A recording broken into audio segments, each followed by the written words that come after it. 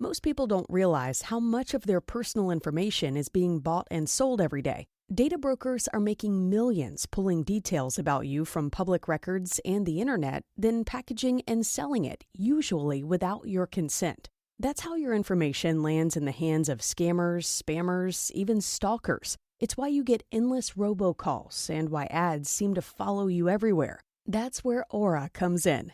Aura actively removes your data from broker sites and keeps it off.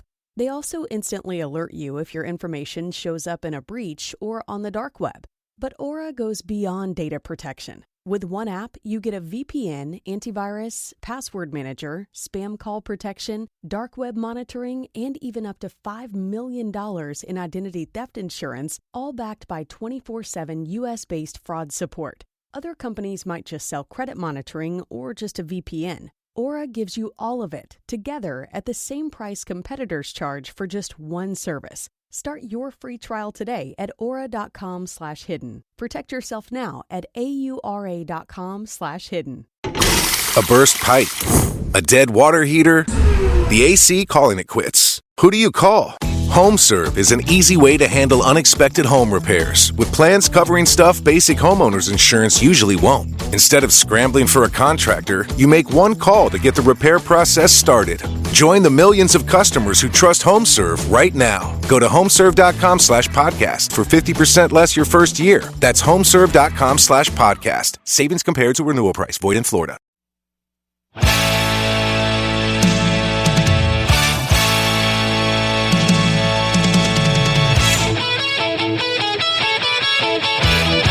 Welcome to Critical Hit, a Major Spoilers podcast. Thank you so much for downloading and checking us out this week. Rodrigo, I think we're going on a bug hunt. You are kind of going on a bug hunt. Before we get too far into that, I realized that I forgot to have you guys do reserves. I was wondering about that. Oh, yeah. So I will just let you guys pick between the ones that we have so far. So you can pick uptime, downtime, or the Haunted Island one. Since you guys did end up spending some time in Haunted Island again, and also there was like a big 4-week period until bandwidth came back, so you could have spent some amount of time doing something like that. So, and I won't make you roll since I totally blanked out on it. So let's go around, I guess numerically. What's Chameleon taking? I've already got an uptime and I've already got downtime, so I guess I have to do a Haunted Island reward work. No, you don't. Like those don't stick around between missions. Don't stick around? Oh, okay. No. All right. Then I'm going to take downtime. Okay. Tucson. So hard. I'm going to try uptime again. Okay. Bandwidth. I think I'll go downtime. Okay. And Dr. Beast. I'm going to go uptime this time with spending all the time working on the mech. Sounds good. Write that down somewhere where you can see it. I just added it as a counter on my character sheet. That's good. That's smart. And no one took the Haunted Island one, so we don't have to determine what skill that attaches to. Okay. So, yeah, last time... Uncritical hit. Our brave protagonists were told that the engineers and leadership had probably found the source of the makeshift automatons. They believe that while Absab was cascading, he set something up, basically built a computing center brain of some kind that has been feeding orders to the automatons, because they do seem to work together, and it's not like they don't seem to have the capabilities to create an immediate network between them. So there has to be some sort of central network. There's a general area where they think it is, and of course they expect that it's going to be heavily protected. And in fact, partially they found it because they've been tracking the movements of these things, and they also seem to kind of congregate in this particular area, but not like build anything new or do any of like their weird other behaviors. So I believe we left it while you guys were already on the heavy shuttle. So we will just pick it up there. This time you guys aren't leaving the atmosphere, which actually means that it's like weirdly a bumpier ride. Your your mechs eat some of that bumpiness, but they also, the way that the heavy shuttle works is like they basically screw your harnesses to the shuttle. So a lot of that bumpiness is actually just transmitted into the mechs. It's not like terrible. It's just like, turbulence in a commercial flight, something like that. If you'll recall, the moon is largely covered by this blue-green vegetation.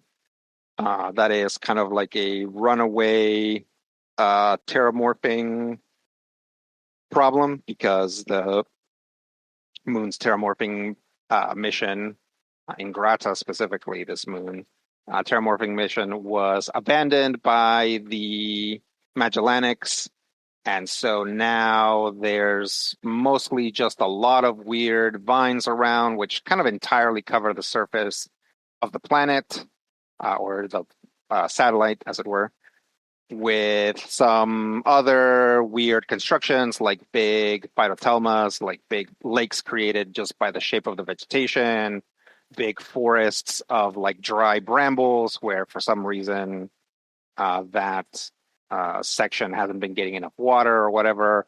The oxygen level is very high, the heat is very high, and the humidity is very high, which makes it difficult to exist out here outside of a hard suit, which you guys don't immediately have to worry about because obviously you are in hard suits inside your mechs, inside a ship right now. So you're very far from just like a pure atmosphere. You guys fly for a while, not very long. Basically, once you get to altitude, Captain Buckendorf comes on and says, all right, we are approaching the drop zone. It looks like we've got some enemy movement up ahead. This is going to have to be a quick drop for me. Usually I try to give you guys some options, but the heavy shuttle is not really made to take direct fire, and I think I'm spotting some of those rainmakers up there. So go ahead and hold on to something, and we'll approach the drop zone in 3, 2, 1. It is to you, pilots. MLT 00 Chameleon, let's go. MLT-01 Tucson, send me at those rainmakers. MLT-02 Bandwidth, ready to go. LT-04 Dr. B's ready. All right. Your bits of the shuttle burst out, sending your harnesses out. Sure enough, basically right after dropping you off, the shuttle needs to do a hard turn as some of these supercharged rainmaker canisters, right? Because like the makeshift rainmakers fire like gas canisters that they've jury-rigged into missiles. Basically has to turn around and head back pretty much immediately as you guys are dropping. Some of these whiz past you, but you guys are like right outside of their like optimal range, which is pretty far. And eventually your harnesses burst and your mechs drop down to the ground as usual, just above or just below splattering distance. So let's go around and describe your mech and how you land and maybe what you do immediately afterwards. Let's start with Chameleon. So, there is a something green and brown falling from the sky that lands in the, I'm guessing, vegetation. And so there's a little spores and things that kick up, and coming out of those spores is a size 1 mech. As I said, it's colored green and brown, and it's got 4 arms, 2 large arms and 2 tiny arms. Each of the arms, the hands have 4 fingers, 2 that face front, 2 that face back, kind of like a pinching action, and a couple of legs also with the toes facing forward and backwards for walking. You can see that on the back of the chameleon unit, there is a giant thermal lance, and the as well as a charged blade in storage. And the head unit, you can see an array of sensors, 2 bulbous sensors on the front that look like chameleon eyes that can move around, and that is Chameleon. Okay. I should say, inside the cockpit is our hero, and he is comfortable in a brand new, very comfortable seat. Of course. I believe it's a part of the license contract that you have to mention that. Yes. Yep. Yes. All right. Now let's talk to Tucson. All right. Newly reinforced. Dropping from the sky is sort of a grayish humanoid figure. Got in his joints and along seams in between that he actually has synthetic muscle. Actually, not synthetic. They're real muscle. They're just not human. And in his arms, he has a rather massive Buster sword, and in his other, a now deploying energy sword. But new, he has a sort of launcher mounted on one of his shoulders. You can see what is it on his shoulders again? Sorry. Harpoon launcher. It's a war pike. Nice. And there's sort of an azure glow that comes and shines from the crevices where the muscles are visible. How does he land, and what does he do immediately? He lands into a deep crouch, sword spread wide, and then starts charging towards the firing missile launcher platforms. Bandwidth. Bandwidth is in a Smith Shimano Corpo swallowtail which means it's a quadrupedal mech. Would kind of vaguely look like a tank without treads, but with 4 spider-like legs with kind of hoof-like endings. It's all mostly a very polished white with gold trim. The turret of the tank, more or less, is not so much a gun, but just a sensor array filled with sensors and projectors. It does have on the body, though, 2 indirect light machine guns and a Nexus launcher as visible weapons.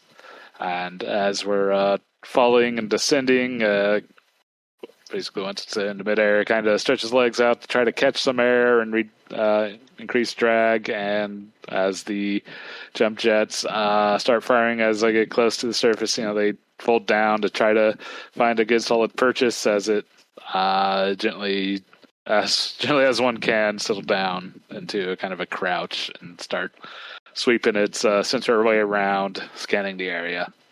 And Dr. Beans. So yeah, the giant, what looks like a giant wasp with the stripes being more built to match the blue, green, and browns to blend in a little better in this environment, drops down, unfurls some wings as it hits the bottom, or as it hits before landing to get a nice soft landing, and sets itself between a couple of its compatriots before immediately scanning around for things. Okay. Well, you guys don't have to scan far before seeing both the general area where this kind of command center is supposed to be, and also several enemies up ahead. You guys should be able to see the battlefield now. Correct. All right. Once I zoom out far enough. Yeah. This is a recon mission. You guys have done several recon missions. Basically, the first thing that has to happen is one of you needs to spend a full action scanning a zone. If that zone is a correct zone, then we move on to like the second part of the game. If it's not, then we keep scanning until we find it. Once you find it, you have to defend the zone. At the end of the game, so at the end of the 6th round, you have to control the true control zone, which means that there has to be only players, I believe. Hang on. If there are only PCs within the true control zone, they control it. So at the end of the 6th round, there can only be player characters in that zone. If there are any enemies, it is contested and you lose. So here down at the bottom on these white hexes is where you deploy. The crackly brown hexes are difficult terrain. As always, you guys can spot some nice shady pumpkin trees that you can duck into, some like pumpkin tree groves. The brown hexes with numbers next to them are hard cover of that size, so size 1 and size 2. I don't think I even put any size 3 terrain into this one. One thing that I believe is new are these hexes with like holes in them. They're sort of like bluish hexes with holes. These are usually size 1 obstructions to everyone except for size 1/2 mechs. Size 1/2 mechs can actually enter these hexes and move through them because they're like, in this case, they're like chunks of buildings that the machines have built. So like you just like enter, you can just enter the building through the door and like come out through like probably an unfinished hole in the back. As long as you are inside, you have hard cover from pretty much every direction. And depending on where you are, it's possible that you are completely obscured. But generally speaking, there will be space to at least target you through hard cover. They're not difficult terrain or anything to move, although the rest of you treat them as size 1. So if you want to get on top of one, it eats up that amount. The only ones that are different are the ones up here by the 2s. If these whole hexes are next to a larger piece of terrain, they are assumed to be that size. So these are actually size 2 obstructions that size 1/2 mechs can walk into, but not size 1. Only size 1/2 mechs can move through the whole hexes. What else? The red hexes are the potential control zones, which are numbered 1, 2, 3, 4. Is that everything? Oh, and of course, the magenta warning hexagons on top are the ingress zones for the enemies, the deployment zones for them. What's the big red circle? The big red circle is an enemy deployment zone. So there's going to be some amount of enemies that will appear there first. By the rules, I believe you guys have to deploy first. Yep, so you guys have to decide where you're going to be first, and then I'll deploy some enemies into that zone first. Then the rest of the enemies are going to come up from the top of the map, aka the north, as it's called. All right, go ahead and you guys can do some brief chatting about where you want to deploy and kind of maybe what your first turn you want to look like. Want to split up and attack both sides, or do we want I think we have to. We've only got 6 turns, 6 rounds for this thing, so Yep. we've got to move quickly. Based on where the spaces that I can be are, I'm going to assume, luck-wise, it's going to be either Zone 1 or Zone 4. Because those are the ones that give me the least access to anything that's beneficial to Rob only. Yep, but other than that... That's an interest. That's about as legit a way to look at it as you can have. Yeah. Other than that, I can easily get to 4 on turn 1 and scan it. Yeah. Good strategy. But I don't know which roll it out. Yeah. Well, I can move and boost and get into 3 and scan that. Yeah. You'd have to overcharge to do that because you need to spend full action. Oh, right. Okay. All right. Well, maybe I won't be able to. Yeah. Probably possible for Brian to get in. Not quite. Not quite? Okay. You're only a move of 6. What if you move closer to me? What if we swap places? I mean, not really. It's it's just not quite. Yeah, it's about 8 away no matter what. Okay. Yeah. So I figure I'll just kind of start making my way up to hopefully get to 1 quicker, and if you scan 3, then like I say, I can spend basically the first couple turns trying to get up to 1. I would say because you've got a move of 6. Yes, that would be nice. So you're just kind of the farthest. Yeah. So maybe I'll get up there, scan it. Fastest, aren't you? Yeah, and then bug out of there. Yeah, now that no one's in an Everest, I believe. Yeah, correct. Yeah. So everybody has to be inside the zone, or we just have to control the zone with no enemies? No, there has to be any number of players and 0 enemies. Okay, cool. At the end. And it doesn't matter throughout. Like, there are other sorts of missions where, like, you score points every turn, depending on who's on the zone or what. Like here, the only thing that matters is at the end, there has to be 1 or more players and 0 or less enemies in the zone. Okay. We can try that. Okay. Is everybody deployed where they want to deploy? Yeah. Did no one else is coming over towards me? I'm not at the middle. I can help provide cover for you. Because I am a support mech, and if there's nobody for me to support, I am doing one thing this fight. Yeah, maybe just figure out where we need to go, and then we can figure out where we need to support. Like, if no one's over here, I find me that zone, then I'll support you. Have a lot of things going on. Okay. All right, so we set? I guess. I guess so. Okay. All right. Sounds good to me. Let me move some stuff around. Oh, do you want me to roll my uses for my prototype weapon? Yes, please. Can I use the character sheet to do it so it just auto sets it for me? Because trying to set it was such a pain last time.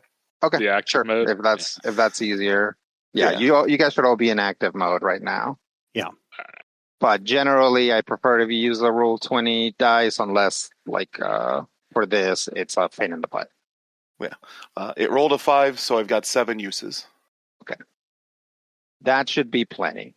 Yeah, I don't know if I've used 3 in one fight yet, so... You guys now spot some enemies moving towards you. They are the following. These are all mechs that you've already seen. So first off is a moon makeshift barricade. A heavy construction subaltern, 30 feet in length, reconfigured as an area denial platform.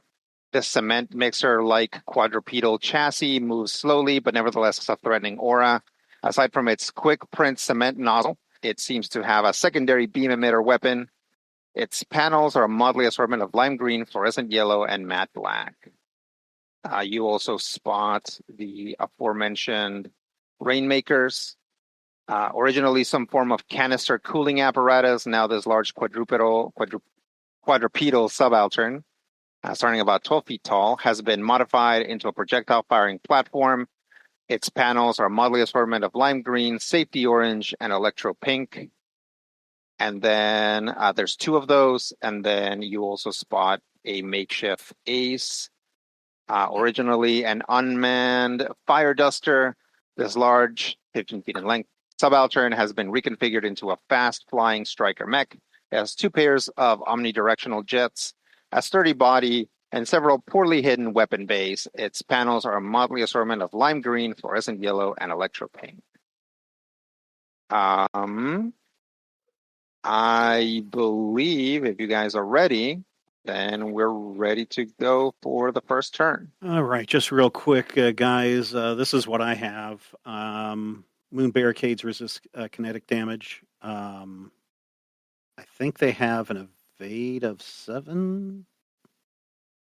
Rainmakers do the barrel roll. They have an evade of 15 and an E defense of 11.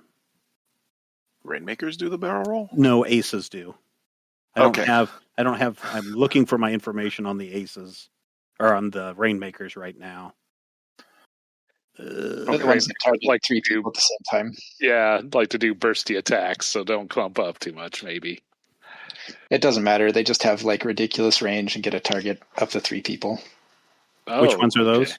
Oh, wait, no. I'm thinking of that was the missile things in the. This is the what Rainmakers I have their AoEs. Yeah. Yeah, Rainmakers have an E defense of 11 and evasion of 9. That's all I have on those guys. I remember now. I had a really hard time hitting the aces, so it was really great. Bandwidth, I think, took out a lot of them. Yeah, unfortunately, I don't got the knock prone thing anymore. That was the Chumalungma. Oh, well, you can force move them around a little bit. Yeah. I would say it'll probably be the combo of bandwidth Dr. B's with the turds. I mean, you can't quite knock them down, but you have the ability to just like pull them down to, Tucson level, hopefully. All right, that is also an option. Who wants to go first? Do I just want to get this out of the way? Do it. Okay. That'd be really awesome if we found out number 4 was actually the same on turn 1. Everyone over there, hurry! Yep. Zip over here, I guess. Right there. Yeah, that's fine. And do the scan. Okay. Spend a full action to scan. Yep. This is not the correct zone. We do enough of these. Eventually, we're going to get it on the first try. All right. I am convinced it's number 1 now. Okay. All right.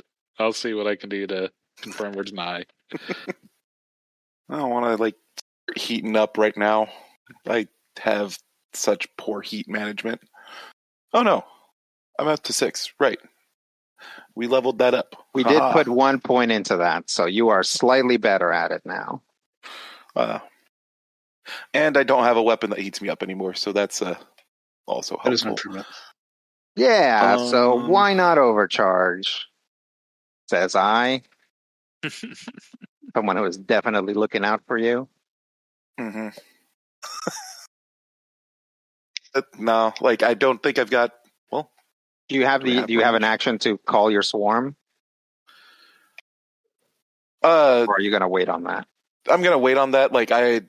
I don't know where would be reasonable to deploy it just yet. Sure.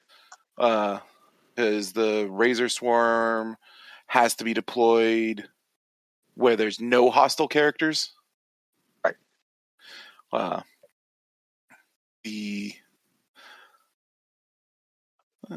Deployed to pre-space. I guess I could deploy a hive drone within sensors, and my sensors are pretty good. Which one's sensors? No, my sensor range is just 10. Yeah, so I can't quite do anything to them just yet. Oh, no. I was saying, do you want cover? Do you want to call a drone, on top of you? So that you don't get super shot. Nah, I'm good. Okay. I'll hold it. All right. That's me. Let's end Dr. B's turn. Take us to the barricade. The barricade is going to, as a protocol, print out an obstruction, big size 2 obstruction.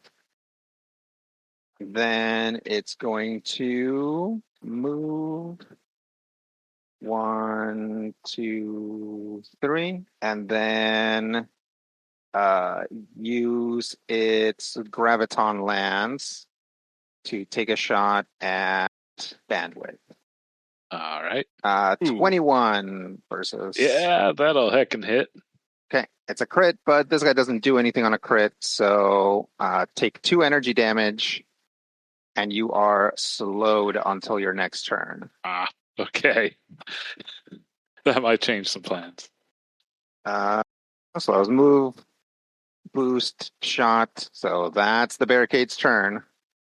You guys okay if I do something a little reckless here? Sure. Sure. Let's get it out of the way early. Tucson will go next. Okay. With my bulwark mods, I can ignore this difficult terrain in front of me. So I'm going to go 1, 2, 3, 4, 5. 1, 2, 3, 4, 5. So I'm going to boost. And then skirmish as my other quick action. Okay. I'm going to skirmish with my war pike. And since I now have skirmisher 2, that'll let me move up to here. Okay. And I am going to skirmish at... I don't see numbers on the Rainmakers, but the one in the middle. Sorry about that. This one. We'll call that one 1. Because, awesomely enough, the war pike has a... Oh, wait, hold on a second. Okay, for this, I'm going to have to throw the war pike. Okay. It's just out of range for a melee attack. Anything affecting me? I don't think so. Okay. We now have 2 grit, so I'll be adding 2. And then, since this is a main melee, I get my plus 1d6 for my first attack with 1 in a turn. Yeah. I get an 18. An 18. I will hit. All right. Damage is 5. Very nice. Okay. This is not armor piercing, right? No, just regular 5 damage. Okay.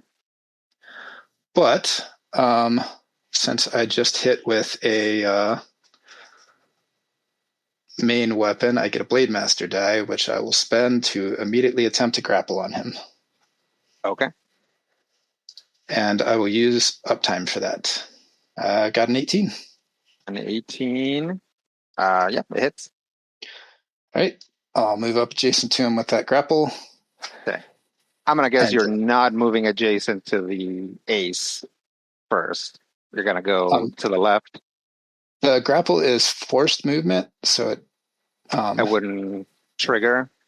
No, because it's not actual movement, it's forced movement. So it doesn't do the... Well, no, when you push somebody, that's forced movement from a grapple. The specifications on the Blackbeard cable, the Blackbeard is immediately pulled adjacent to the target by the most direct path. So it's not actual movement of my own. Okay. But either way, I can do it without getting... Either way, you can do it without, but that's something to look at because it's not like D&D 4th edition where like no force movement provokes things. Mm. It's Okay. weird. It can be weird.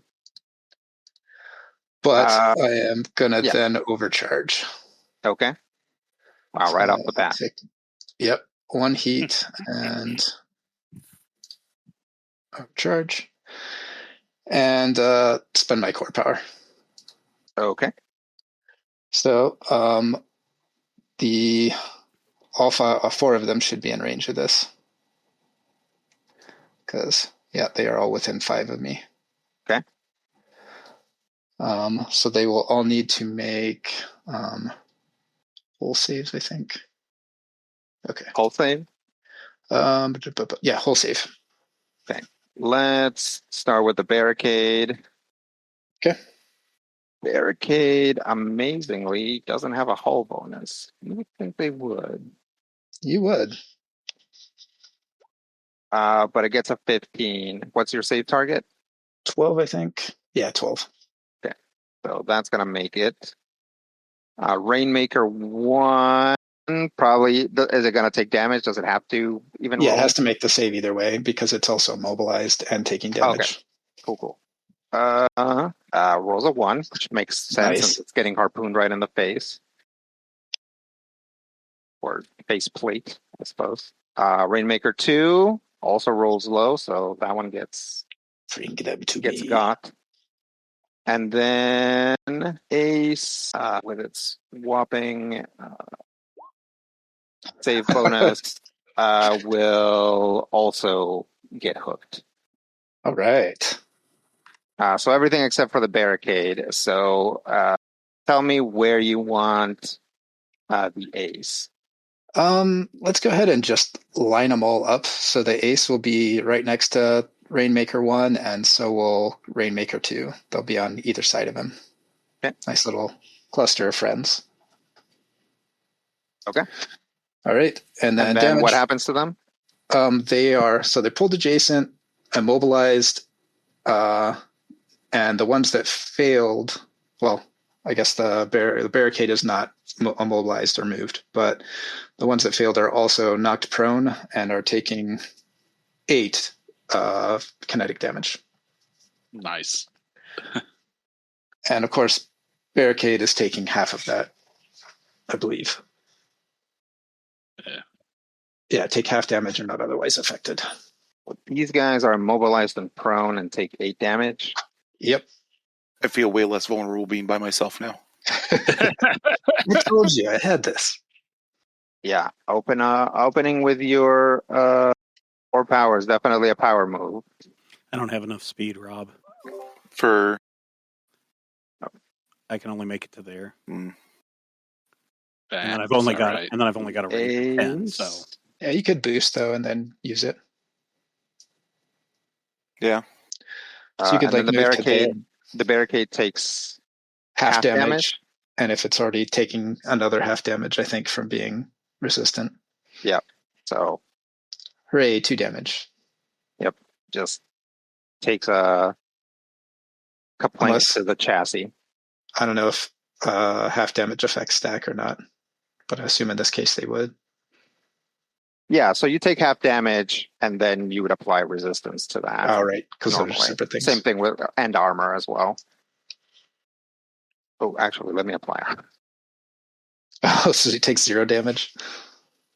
Armor applies first. Oh, right. Divide by half, but round up, so it takes 1 damage. Hooray.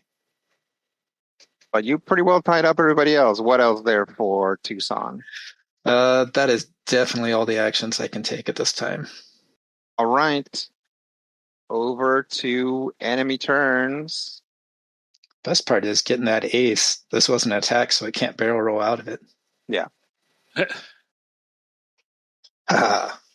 Take saves instead. Yeah, let's have Rainmaker. Oh, sorry, I forgot. Rainmaker 1 is dead. Oh, nice. So how many hit points was that then? I did 8 and 5 minus its armor. Oh, you were just clicking on them. Okay. Yeah. Is he moving? No. But Rainmaker 2 will go. And I guess it's being grappled, right? It is not grappled. It's just prone and immobilized. Okay. Well, it'll stand up. And then it will drop some, or set up some javelin rockets. Set one up there. Well, actually here. Put another rocket here and another one here. Ooh. And then it's going to try to make an attack on Tucson. Actually, it's just going to try and make 3 attacks. But we'll throw one at Tucson first. Although I think they all happen simultaneously, so they're all going to be penalized. Hooray. 12 versus evasion. Yeah, let's do it. Okay. Let's do one on Dr. B's. 6 versus evasion on Dr. B's. No. And then let's do one on Chameleon. Is this a ranged attack? Yep. Okay, +1 difficulty because of Carapace adaptation. What does that read? Ranged attackers receive. I guess it says if you're in soft cover, which I'm not. Yeah. I thought. Okay, I thought that triggered regardless. Okay, never mind. Well, that's a 7 versus evasion. No, that misses. Okay. So only Tucson takes 4 explosive damage. I'll take 3. Okay. Dr. B's and Chameleon take 2 explosive damage because it's reliable. I will take 1. Okay. And then since it has knockback 1, it'll knock Tucson back 1. Okay. Boo. Yeah. Actually, it'll just knock him into the rocket. I thought so. Yeah. Yeah, it's So kinda- take 5 kinetic damage. Dang. Well, I'll take 4 of it. And that was all the moves it can take. So that'll be the end of its turn, which will take us over to players. Hold on a second. God dang it. Stupid. Machine acting up. No, the machines that we're fighting against are acting up by putting my my compatriot in a line of sight. Oh, okay. I see. Oh, good. I was worried it was the recording. No. If you can get to where my arrow is, it looks like you get those 2 from here without hitting. Yeah. Can I get there? Let's see. Yeah, Yep. you should have the movement. All right. You got 5, right? Yeah, I probably ought to go next, boost. Brian, just so I can swing around because this may be the only time I have these 2 lined up together. So That sounds great. Now that Tucson's been knocked back, I'm less eager to go because otherwise it's going to overshield him with a burst, but Okay. that can wait. You said right here, Rob? Was this the spot you were looking at? Yep. Yeah. Okay, so I'm going to run as fast as I can down the field. I'm going to move and boost around these 2 giant, or this size 2 obstructions. I'm going to make a hard turn right and slide right into this position, very much out in the open. So I might want to go ahead and just activate my tactical cloak. Okay. You can do that at the beginning. You should do that at the beginning of your turn. Okay. But go ahead. I mean, Okay. we're still within your turn, so that's fine. I will go You ahead doing and it? activate it. Yep. Okay. What does that look like? So before I move, all you do is you just see this shimmer of Chameleon as he kind of just blends into the background, and no one can see where he's at. In fact, even when he runs, because of my other flash cloak ability, I'm still invisible, and so all anyone could see, maybe if they have sensors with heat sensors, they could detect me. But by the time I come to a stop, I'm still invisible. Okay. And then I'm going to pull out my my thermal lance, and I'm going to shoot and try to hit both the. Oops, that's the wrong one. Sorry. I'm going to try and hit both the barricade and the ace with my thermal lance. The ace still has its barrel roll, right? Yep. It is prone and immobilized. Oh, okay. Yeah. So I don't know if it can activate the barrel roll while immobilized. We can either find that out, or it looks like you can do that shot too. Yeah, I think I'm going to try to take the ace out because they're the ones that are really the big pains in the butt, right? The Rainmaker already went, so hitting the ace if you can is great. Okay. They're both annoying in different ways. Okay. Yeah, I'm going to try to take out the ace with my thermal lance. Now, I did put an accessory on my heavy mount, so I get +1 accuracy for that. Mhm. And then I've also got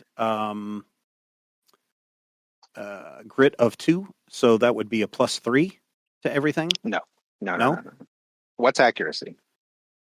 I guess I'm not clear on this. Yeah, it's a D6, right?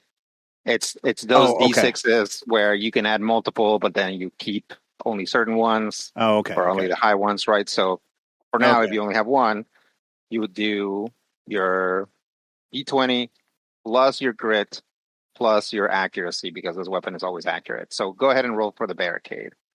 So that would be a 1d20 plus 2 plus 1d6? Correct. Okay.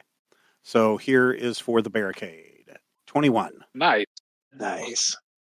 And Okay. then for the then- ace, Yep. an 8.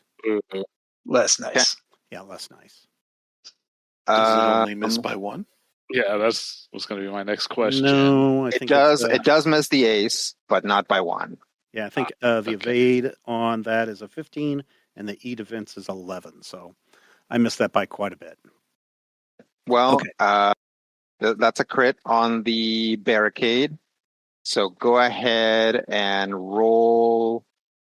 Like, how much damage does it do? 1d6 plus 3. Okay, so roll 2d6 K1 plus 3. 7 damage. And this is Nice. this is energy damage, not kinetic Yeah. damage. Although maybe I should still have gone first and shredded that thing. Yeah. There's a good chance that Ace would move. So Man, we still would have had two things lined up. yeah. Okay. What else? I take 2 heat and And overcharge and fire it again? Oh, wait, sorry, that's Rodrigo's job. I didn't mean to, Bogart in on your territory. That's fine by me. Would I be only able to do one attack? Yeah, No. one attack. Be able to fire the thermal lance again. You can fire the thermal lance again, okay. hitting whoever you can hit. You know what? Let's try it. Okay. Yeah. Anytime you guys want to act as each other's shadows, I'm down for it. All right. So my first overcharge is free, right? Or do I? Nope. It's one heat. Oh, it's just 1 heat. Okay. Yep. All right, and then I'm going to try this again. Okay. Go ahead and make a roll for the barricade. 17. Oh, that'll hit. Okay. And then And then you're going to try to hit the ace again. I think I'm going to try to hit the ace again. Yeah. 14. 14. Pretty sure that hits. Yep, that hits. Okay. And so then 7 damage. Okay. Is it damage for everybody, or do you want me to roll a second time for this other guy? Nope, damages for everybody. Okay. Because you didn't crit. Yeah. Okay. And then 2 more heat, and I am in a 5 out of 8. You're in the danger zone. Is that 5 out of 8? So I don't know when I enter the danger zone. When you're at half okay. capacity or more. Yeah, then I'm definitely in the danger zone. Okay. Okay, so let me ask you this. So what is the order of applying heat? Do I apply the heat the minute I pull the trigger before because I've got this aggressive heat bleed? Your first attack roll while in the danger zone. I wouldn't have been in the danger zone prior to the attack. Thermal. Yeah, so heat comes after. Okay. So, all right. And that applies for overcharge as well. You don't get the heat for the overcharge until after you've acted. Okay. Yeah. So that the actions cause the heat. Yeah. So that even if you took an action and eventually you would potentially stun yourself by messing up your reactor, you still get that action, and then all the consequences happen afterwards. Okay. Good to know. Also makes sense. And then that is me. Okay. That is going to destroy the ace. Maybe it didn't need shredded it. Well, Good job. Oh, I didn't Good take job. out the Rainmaker? Not quite the Or, I mean, barricade. barricade. What's the HP then on the ace? Hmm. So I did. You did 7 and I did 8. Okay. So we took out What the else ace. there for Chameleon? That's all I can do, I believe. Okay. I remain Wow, we made invisible.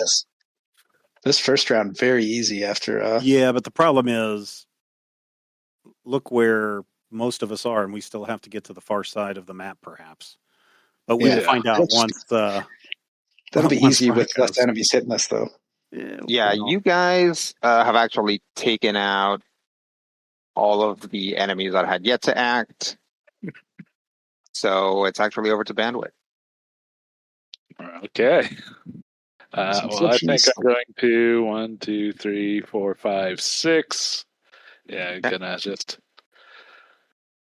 group up on those size 2 formations there. And that's about all I can go because I am slowed. Okay. Kind of thinking, Chameleon, would you want to fire that lance again?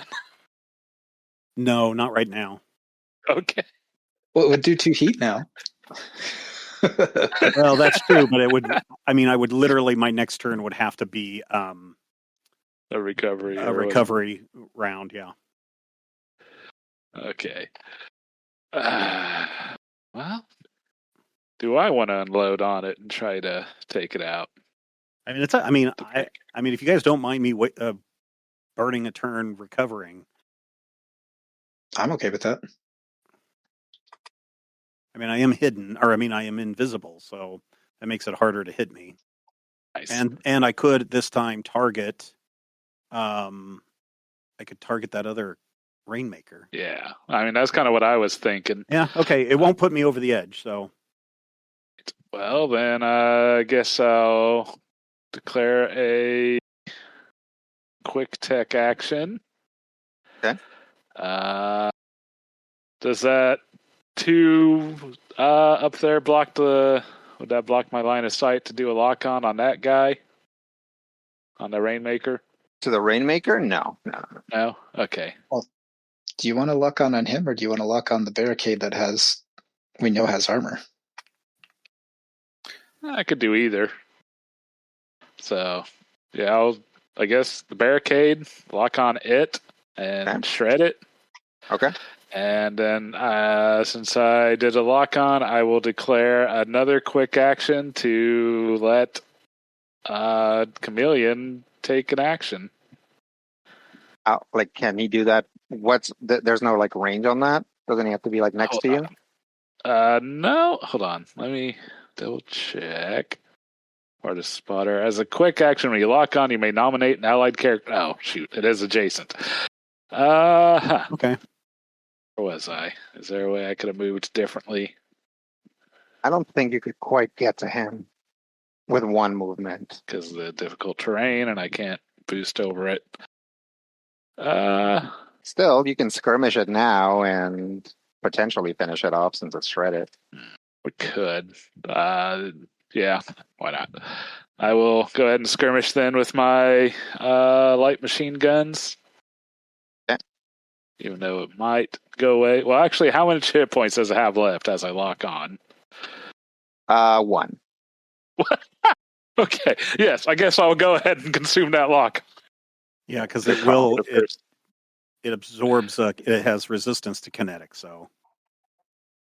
Oh, that's not going to deal more damage, but No. he's saying he's very likely. Oh, does shredded take care of that? Oh, wait. Yeah. Okay. Yep, it does. Okay, cool. Shredded gets resistances and armor. Mm-hmm. Good to know. Wait, no, I'm thinking of exposed. Yeah, that's what I was just thinking too. So no, shredded's only armor, I think. Darn. But let someone look it up while we're at it, if you don't mind. Yeah. Well, in that case, would it be better to do the hunter killer then maybe? Shredded characters don't benefit from armor or resistance. Or resistance. All right. Yep. So it's right. I'm sticking with the light machine guns. Makes sense. All right, and Yep, it's just a +2 plus the D6 for the first one. 17 to hit. 17 hits. 2 damage. That'll do it. All right. And then how much penalty would I be getting shooting that Rainmaker? It would get soft cover from that corner, I think, of that All right. obstruction, yeah. Going from a plus D6 to a minus D6. Yeah, I do got the range. Oh, wait. Except, hold on. Yeah, the oracles are accurate, aren't they? They are accurate, which I did not factor in, and they are arcing. Arcing just means that if it was like behind that thing, it would still hit it. Okay, well, fair enough. So I guess just a flat D20 plus 2. Yep. 13. 13, I'm pretty sure hits. Yep, that hits. 2 damage to it, too. Okay. And I believe that's... Yep, can't even do an overcharge to boost, so yeah, I'm going to call that my turn. Okay. Right, I believe that's every possible turn on the board. Pretty good turn for the players, I would say. Yay. At the end of the turn, some enemies will appear. These are also mechs that you've seen before. They are moon makeshift assassins. The biggest hodgepodge of parts so far. This frame has a pair of thick, multi-jointed legs attached to attached to a cabin that clearly goes to a smaller vehicle. You can see inside the reinforced glass, but there's no pilot, just cabling and hardware. It has a scrawny arm holding up a sharpened propeller blade as a shank. Its panels are a motley assortment of lime green, fluorescent yellow, and electro pink. I love this thing. Yeah. Let me end the round. Let's just say it never skips leg day. Yep.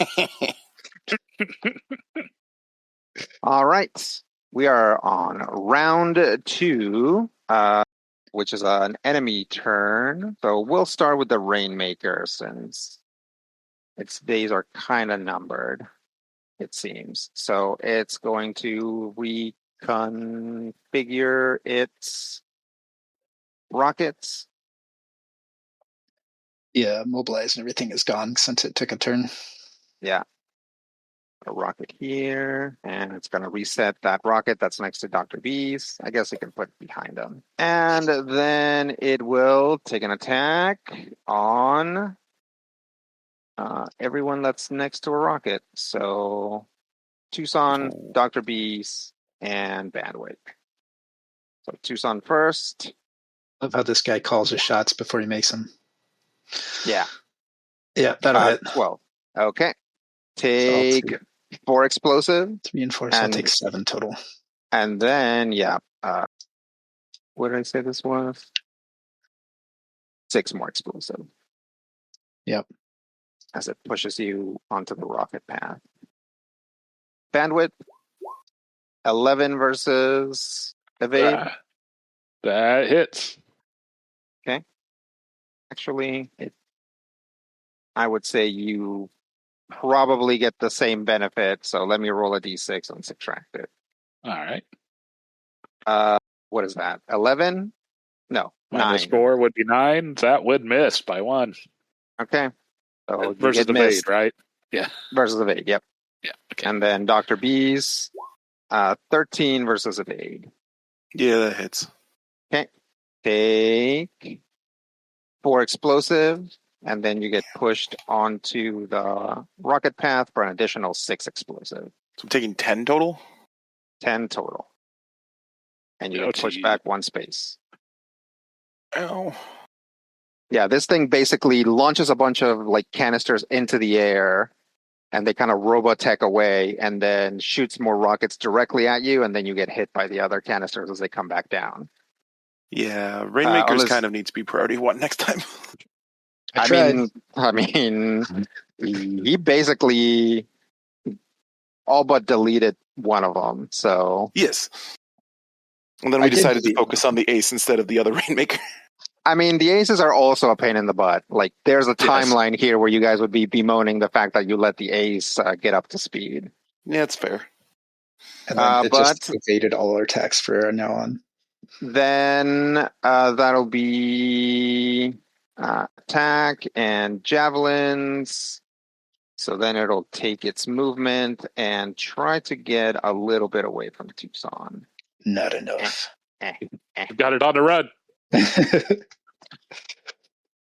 It'll limp away from Tucson because it's taken plenty of damage. Okay, over to player turns. Yeah, I don't have any. Like, I'm going to go after that Rainmaker at some point, but we might as well let everybody else move up into positions before then. Yeah, I'm largely just kind of planning on boogieing it. So unless someone wants why don't you? Why don't you? So we know what's going on with Zone 3. Okay. Well, I'm not going to be able to do that this turn, but yeah, I can get going with Zone 3 this turn. Zone 3. You're right next to Zone 3. Yeah, I can do that. Yeah, good call. I didn't think that.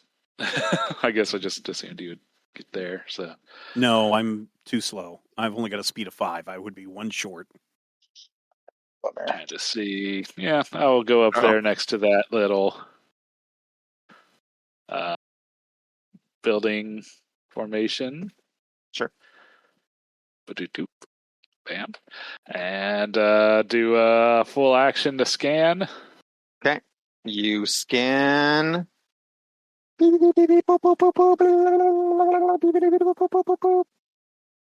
Signal found. Nice. Ooh. Okay, then. You found the real control zone. Not that they kind of weren't, but of course, every enemy on the battlefield now, like basically just very mechanically just turns in your direction. Would it be worth an overcharge to shred any of these guys? I don't think so. Okay, then I'll call that my turn. Okay. That's it for bandwidth. You're the first one to go this round, right? Yep. Yeah. Okay. Oh, allied. Yeah. I just want to make sure. Let me see. The Rainmaker 2 went. Just making sure I'm keeping up with my activations here, because otherwise I'll get confused later. All right. Enemy turn, I believe.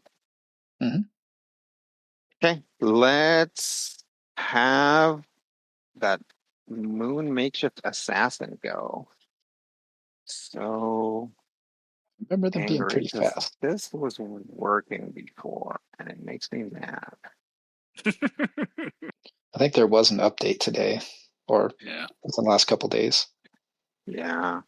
Yeah, I'm kind of finding that I'm glad I have a touchscreen on this computer, because otherwise I wouldn't have any way to scroll down to all my equipment and text on my active mode. Oh. Yeah, like the page down or the arrows key don't work. Not using a mouse with a scroll wheel, so I'm just having to touch screen. No, that sucks. All right, I know where things are now. It is going to move 1, 2, 3, 4, 5, 6. Then boost 1, 2, 3, 4, 5, 6. Then it will use its cloud projector system, but as with before, it'll just slice the vegetation below it, creating a huge spore cloud. It gains soft cover within the area, and characters other than it fully outside the area cannot draw line of sight into the area. I believe we decided that the area was like its own thing. Okay, that's its turn. Tucson, can you take out the Rainmaker? I should be able to, barring why don't you super bad rolls. Why don't you do that if you can? I can try to help. Oh, 1 second. I forgot to do something important. Oh boy. Not that big a deal. I just don't have the icon that I wanted to have handy. I'll do that next time. So there's not a Snorplex field we're not seeing advancing on the. Right. No Snorplex in this particular fight. It shouldn't be red. That's the thing's going to be red. And then it'll be invisible. I'll do this. Okay. Tucson, why don't you pick a space next to this first Rainmaker that got obliterated where you want your pike to be? So I moved into the space that it was thrown to. Does that prevent, I don't think it requires an action to pick it up. That's a good question. Let's see if we can find an answer to that. Yeah, it's a free action. Okay. I guess I didn't specify, but yeah, that was the intention. All right. Let's try to remember to go through the process of that next time. Okay. If it's a problem, I can move through the space that it was at on my way over to the Rainmaker over there. Okay. You don't have to. That's fine. And as for going right now, as we can see with where the other assassin ended up, if I move adjacent to that Rainmaker, I'm well within its range. So in the interest of not getting stabbed, would you go? One of you guys like to go first? Yeah. Sure. Let me see if I can just take him out. Okay. Well, did you need to drop your heat? Me to go first? I can handle another. I can handle another thermal lance on that guy if I need to. Right. Yeah, we can also let things come forward without being able to get us if I just go, because I'm way out of position and just moving. And it looks like the only other thing that can move isn't going to be able to get into position to hurt anybody unless either of you guys goes first. Yeah, go ahead. Yeah. Especially since Dr. B's requires some amount of setup typically. So go ahead. Because Rainmaker's already gone this turn. So. Yep. Yeah. 1, 2, 3, 4, 5. Move. Boost. I'm going to go here. And then I'm going to go ahead and drop one of the turret drones. Where are my drones? There they are. Okay, yeah. Drop it there. Because the turret drones... Yeah, an ally character within a range of 10 of the turret drone. Oh, what's my range? Oh, I can get it up to there. We'll drop it there for now. Whoops, it disappeared behind you.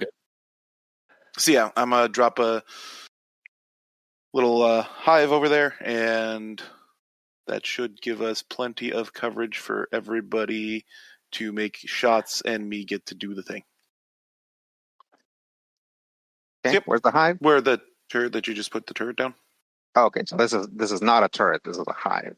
No, excuse me. It is a turret. I forgot that I have a hive drone. All of my drones have been getting described as various hives. Right. Okay, I see what you're saying. Yeah. Yes. So there's a turret drone in the shape of a square beehive sitting over there. Okay. What else? I moved and boosted and don't have any real reason to overcharge in the moment, so I'm good. Okay. Babby Bot, go. That is going to put us on Makeshift Assassin 2, I believe. I'm going to go 1, 2, 3, 4, 5, 6. 1, 2, 3, 4, 5, 6. And then also create a burst. Does that also protect that Rainmaker?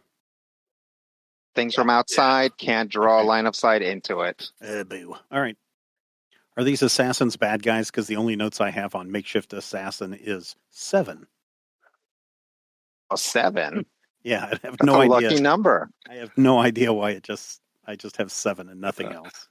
Well, one of the things they did in the last fight was they were the guys that were surrounding me that you lined up to hit, and I was in the middle of them. Oh, yeah. So, yeah. Maybe 7 was the amount of damage you dealt to them and me. No, I would have had stats, trying to get some stats on these guys. Okay. Yeah. Okay. So that's the enemy turn. Who's yet to go? It's me and Tucson. Chameleon and Tucson. I can't do anything against either one of those guys. I'll try to do it then. You going to try to take out that Rainmaker? Yes. All right, then Bandwidth is going to say, take out that Rainmaker, and you can take a leadership die. All right. To that. Okay.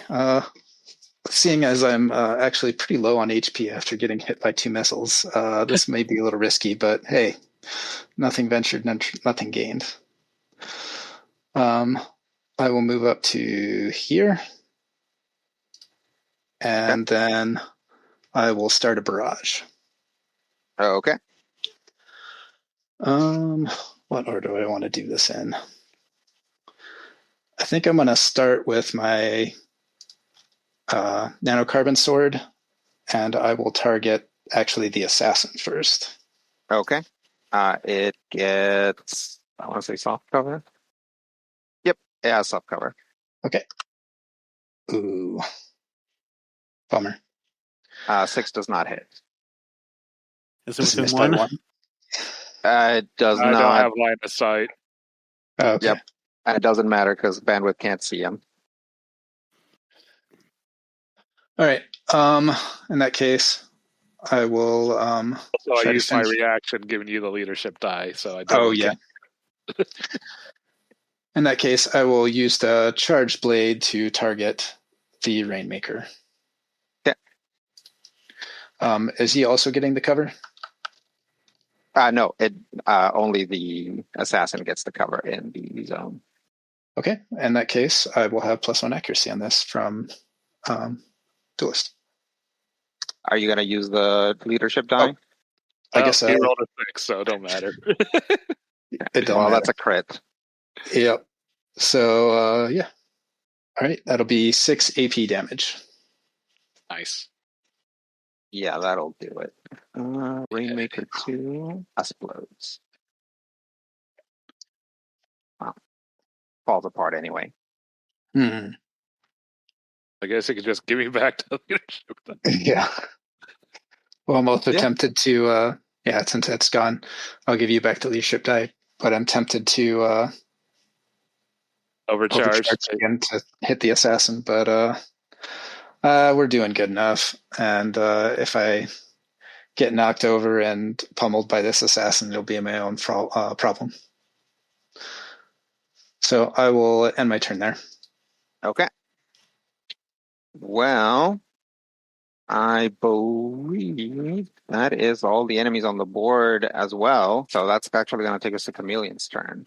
All right. I think all I'm going to do is I'm going to try to get into a position where I can lay down some mines, hopefully where this guy's coming. So I'm just going to move and boost into the zone. I mean, this is probably a pretty good opportunity for you to stabilize if you're concerned about your deep build. Okay. Yeah, let me go ahead and stabilize. So I will use my full turn to get rid of all of that heat.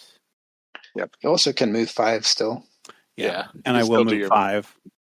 So let me move 5, 2, 3, 4, 5. Yeah. So I'll run through a pumpkin tree, come out on the other side, and I see a Bandwidth. Hey, Bandwidth, are we too close together? As long as no Rainmakers show up, I think we're fine. Okay. I will end my turn. Okay. Why do I get this picture of Rodrigo rubbing his hands together right now? No, I would never do that to you guys. Except, all the times that I've already done it to you guys. Yes. Hey, fool us once, shame on us. Fool us twice.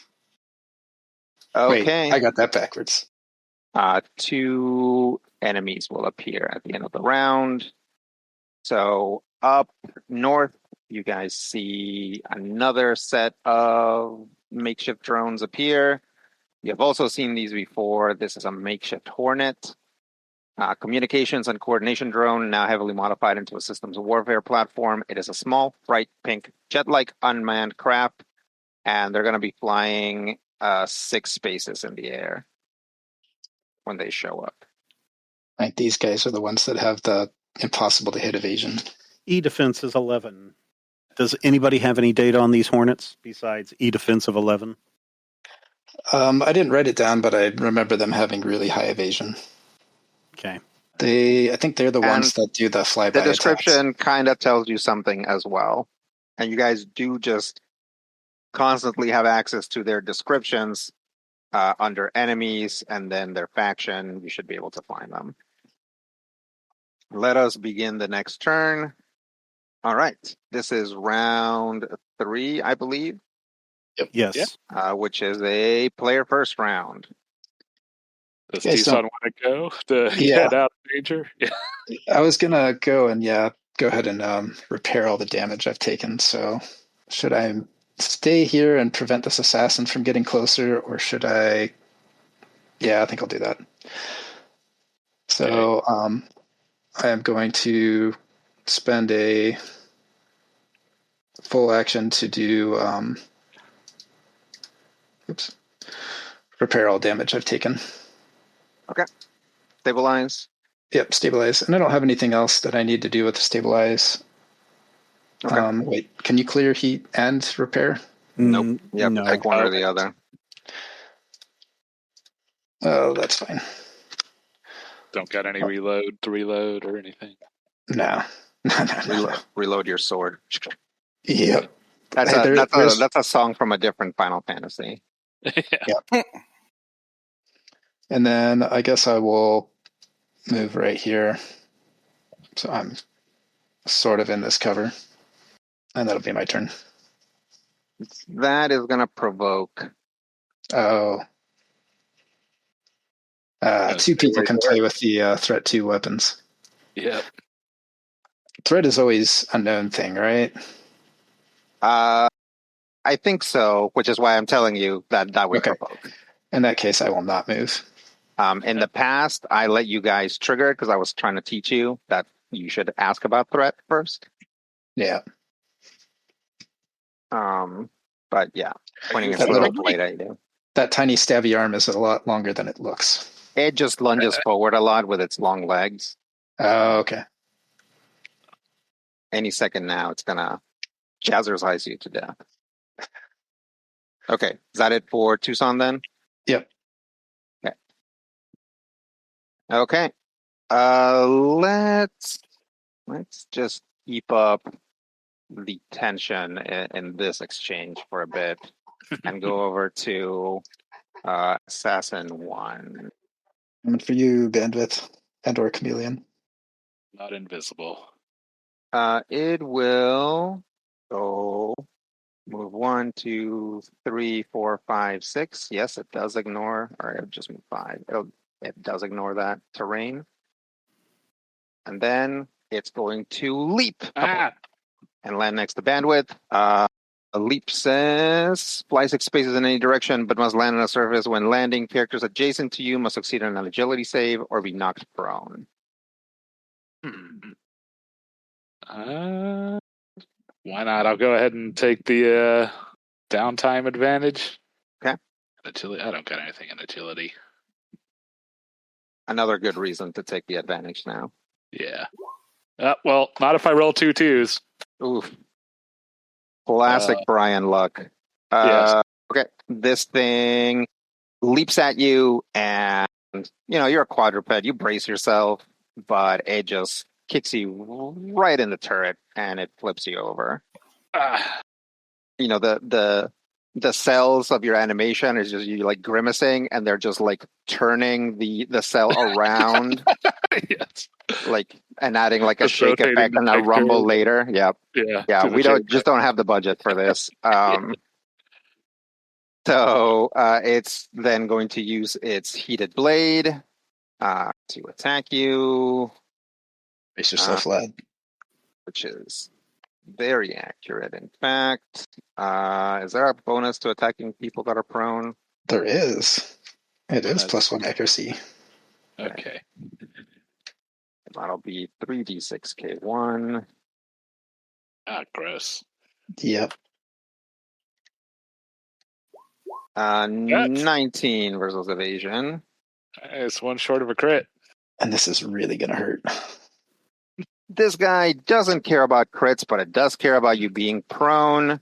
You're going to take double damage. Normally it deals 4, so you're going to take 8 kinetic damage.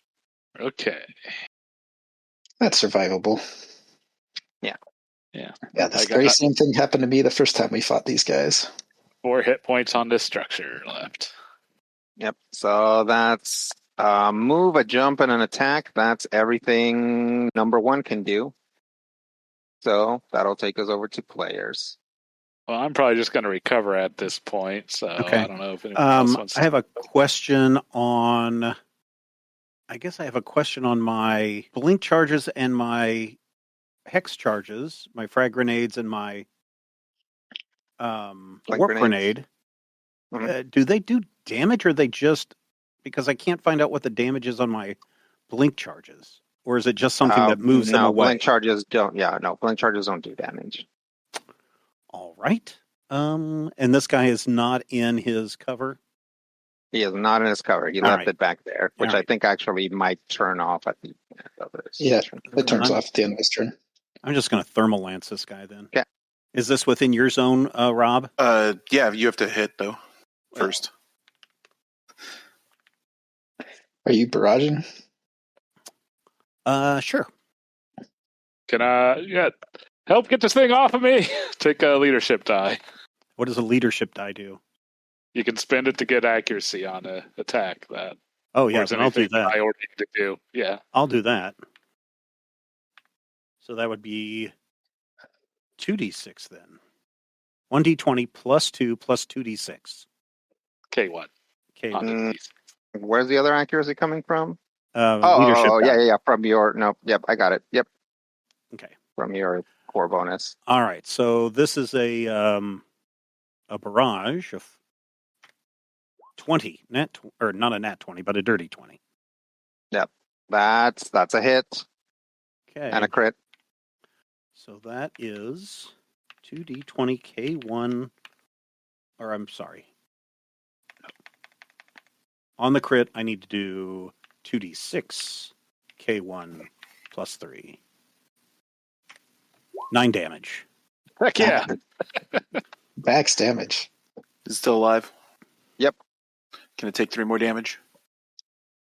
Yep. All right. And then now I have to use another weapon to attack, correct? With the barrage or not? Has to be a different You have weapon. to use a different Yeah, okay. Mount. count. Yes. Yeah, I'm going to do my, because don't want to get too close to these guys, I'm going to use my pistols. So the first pistol, I pull out, pew, pew, pew, and I get a 12. Double hit. And the second one, do I need to roll damage go on the ahead. first one? Roll damage on the first Okay. one, yeah. Roll 1d3 for 2 damage. Okay. 20 on the other one, Nice. and that will be 2d3k1. 1 damage. 1 damage. That'll take it out anyway. Nice. Yay. Good job. Thank you. Thank I you. got you. I got you. Add a little heat to the All right. to the system. Yep. All right, what else there for Chameleon? I'm going to move. I'm going to move in on the other side of this guy. Okay. And I think that's all I can do. Okay. Yeah, so I'm done. All right, over to enemies. Very fast. Yep. Yep. We'll activate makeshift Hornet 1, who will move here and land. And that's with a boost. It does have to boost to Okay. extra pip of movement there. And then it is going to use a. Trying to figure out. Hang on.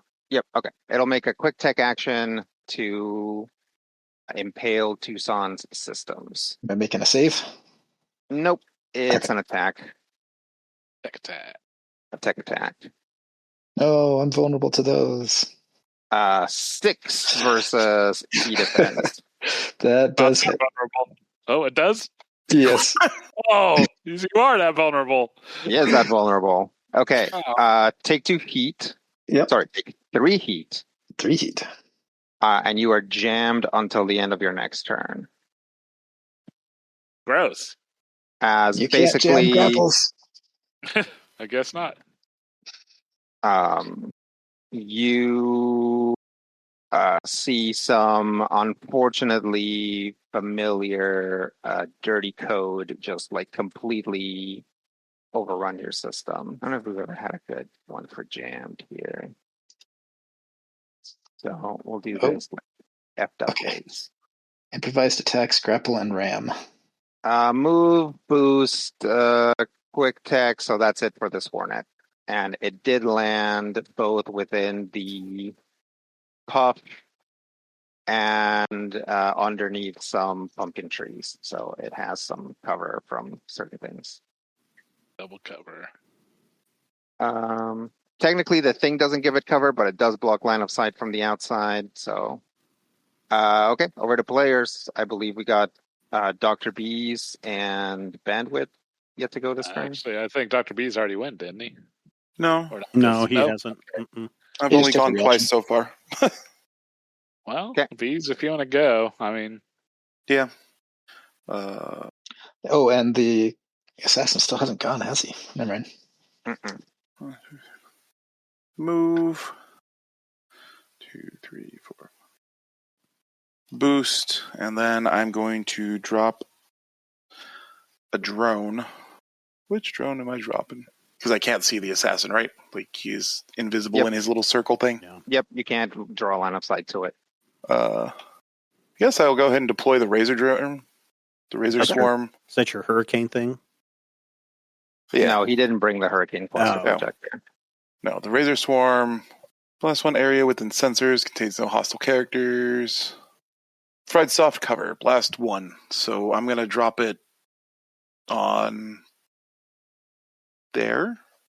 Okay. Drop it there. Blast 1. It'll provide cover, soft cover to allied characters in there. What is this one called? Razor Swarm? Yep, What else? that'll be me. Okay. Tucson can't hit them with a sword anymore. Not currently. Tucson can still hit him with Tucson. That's true. But Yeah, let's go. So it'll land on top of the structure after boosting. So it's 2 spaces up. And will fire its stinger pistol. Should they try to heat gun Tucson? target E defense, they should probably do that. I mean, the thing is that it doesn't like they're gonna have to hit you like a bunch of times in order to actually like get your heat to any point where it does any actual damage to you. Or they can like stack conditions onto you. Oh, okay. So they're gonna try that. So it is going to shoot its little stinger pistol at you. It's an 11 versus evade. Yep. Take 1 energy damage, which I believe your armor will just eat. Yep. And you become impaired until the end of your next turn. Okay. That's the Hornet. Question about flying critters. They would not trigger mines, would they? No, there are specific mines that hit things that fly. Okay. But all you have to do to trigger a mine is enter a space adjacent to it. So if they were flying 1 space above the mine, that is technically a space adjacent. Okay. So it would trigger if they're like flying like 1 space above it. But other than that, no, they don't. Okay. Did the second Hornet land on that terrain, or is it still 6 spaces up? It landed on that terrain. Okay. Over to Bandwidth. Okay. I guess I might as well stand up. Everything I don't have line of sight to, huh? You need to do any repairs? Yeah, I feel like this might be as good a time as any to repair. About the only other thing I could do is just shoot with my machine gun, since they don't require line of sight. But I think I'd still be getting, double? Well, I guess 1 penalty net. Your machine gun... Yeah, your machine guns still target evasion, don't they? Yeah. Okay. They're not smart. So yeah, I think I'll just use a repair and put my hit Stabilize. points back to full. Yeah. Okay. Now Anything we don't else? have to worry about downed enemies in the zone, right? No. In fact, they become obstructions that you can get cover from. Okay. I'm really kind of itching to use this Dominion's Breath, but I really don't feel like that's overcharge worthy. No. If you were gonna use it, Not you should just use it. Alex not being in line of sight. Yeah. So, yeah. Is That'll that size 2 cover you're behind? Or size 1? Size 1. It's So- only size 2 if there's a 2 next to them. So Otherwise, don't you they're have size 1. line of sight to me then? Because it's only size 1 cover? You're inside the puff. Oh, Yeah. right. Because I that totally guy hasn't gone, the puff hasn't left yet. I forgot. It's not my fault I'm not in line of sight, although it kind of is. I mean, Is that I it guess. for bandwidth? Oh no, you're thinking about doing something else? No, I guess would I've been able to hold my turn till after the assassin went? I don't know. Well, maybe something. Lancer is kind of like future. you go, I go, kind of. So I suppose it is kind of like There's nothing in the manual about holding turns. Okay, well, I'll just take the repair, and that'll be my turn. okay. Yeah, I guess it's kind of like a window during a conflict, right? It's like either you take your turn or you don't. Okay, all right. Okay. Well, that's going to take us to the much anticipated assassin turn. Unfortunately for the assassin, it is kind of having to be a bit of a defender too right now. So first, let me see if I can recharge the cloud projector. Oh, Brian, you might want to look up prepare. I don't know if that's the same thing. I think that is my option. It probably is. It does not recharge. Let's go ahead and I'm going to stick the puff back here. So I don't have to like make a new one if I delete it. I guess I can stick stuff outside of time and space now. Mm-hmm. So it doesn't have to be like on the field at all. So yeah, for prepare, it's you have to declare when X happens, then Y occurs. Yeah. You spend your reaction, I think, as well. Yeah. Okay. Good to know. And it'll just be one action. Yeah. So you could do that. No, I'm good. Okay. So technically the puff lasts Till the end of his until turn. the end of his turn. So technically he's still in the puff. I just moved it out of the way so I don't forget to do it later. But it is going to then also try to recharge its leap. Wait, no, this guy hasn't left yet, so it has its leap available. So it'll leap here next to Tucson, and now Tucson needs to make a agility save. And you're impaired. And I'm impaired, so I get minus 26, which I failed, so I am prone. Okay. You are prone on top of all the other stuff. Tough for Tucson right now. So it is going to use its heated blade. I guess it's actually even more accurate because you're prone. Yep. 17 versus evasion. I'll go ahead and take 7 damage. Okay. And then what all is on you? Impaired, prone, and jammed. Yeah, it's gonna try to move past you. Yep, because I can't take reactions. Otherwise, I would have to have his damage he just dealt to me. Yep. So it is going to go 1, 2, 3, 4, 5, 6 over here. And that'll be its turn. And I believe that's also the end of the turn or the round. Any new enemies? New enemies! At the end of the round, some enemies will appear. It'll be one of these and one of these. So another assassin and another hornet appear. Deploy assassin, deploy hornet. Okay. Over to the next round.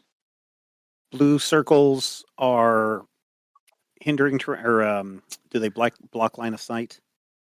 Blue circles provide hard cover. Okay. They're size 1 Size obstructions 1. for everybody Unless, else? Unless they're size 1 obstructions for you as well. You can Unless- just choose to enter them. Ah. And they're only bigger if they're next to bigger terrain. So the only one in this map that is size 2 is this one back here. Yeah. All the other ones are size 1. Okay, so this is round 4, which is an even numbered round. Only technically this full round and 2 more to go. And I believe it's a player turn to start off. Right? Remind me, can we split No, movement? it should be Oh, enemies. no. That's right. So I've got this fundamental problem with the way that CompCon does turns, in that Lancer cares about the number 0. And so I used to do like 0th turn is like the first turn, and then 1, and then 2, and then 3. So like every once in a while, my brain slips into that, which flips the like even odd thing for players. But anyway, I've never done it that way in this game. So yeah, even turn is enemy turn. So I also didn't say, but I should have became invisible at the end of my turn since I didn't move. Okay. Yeah. And we cannot split movement, correct? You can split only movement. You can't split a boost. Okay. A boost. All right, cool. Let's see. Oh, who do I want to go? Assassin 3 could actually make it over to Tucson and start messing with that. I think he's gonna do that. Might as well. 1, 2, 3, 4, 5, 6. Yep, it's gonna have to boost. Got to reach for it. End there. It'll use its heated blade. Let me move over to specifically Assassin 3. Take an attack on Tucson, who is down, and thus gives him 1 more accuracy. That's going to be a 24, which would be a crit, except this guy doesn't care about crits. So that'll just be 8 more kinetic damage to Tucson. All right. I am down to 8 HP. Dang it. And that's that guy. Glad I decided to repair. Yeah. Mm-hmm. Yeah, if you had gotten greedy with damage, you would have structured already. For sure. But you're still jammed? Okay. Yeah, I'm still jammed. Until he goes again, he's actually got a stack of stuff on him. Yeah. You don't have... What's that? What's the... do you have Grease Monkey? No. I could... if I go now, I can get up and start swinging. But that might be a little bit greedy. I mean, unless you could pull that guy closer to you. I definitely can do that. Because then I could take a shot right through here and hopefully hit both of them. I mean, that's a risk, but... hold on just a second. Let me check something. Okay, that's only once per round. I was going to say I might be able to pull both of them adjacent, but not exactly. And either way, I'm impaired right now, so it'll be difficult. It would be difficult, and depending on how exactly he does it, it might trigger some reactions. Do you want to go and try to get clear? At least. You guys okay with that? Yeah. No, yeah, I'm good with fine. you getting rid of those conditions. Okay. If nothing else. I have that projected shield I forgot to use last turn, but you can't use it now because you're going to be jammed until the end of your turn. Yep. Oh, you can't use systems too? Nope. Systems or weapons. You didn't want that heat anyway. It says, okay, can't use comms, make attacks other than improvised attack, grapple, and ram, take reactions, or benefit from tech actions. Okay. But that's all it says on the CompCon. I know that there's a couple of the conditions that don't have their full text in here. Yeah. Which one are you looking for, jammed? Yeah.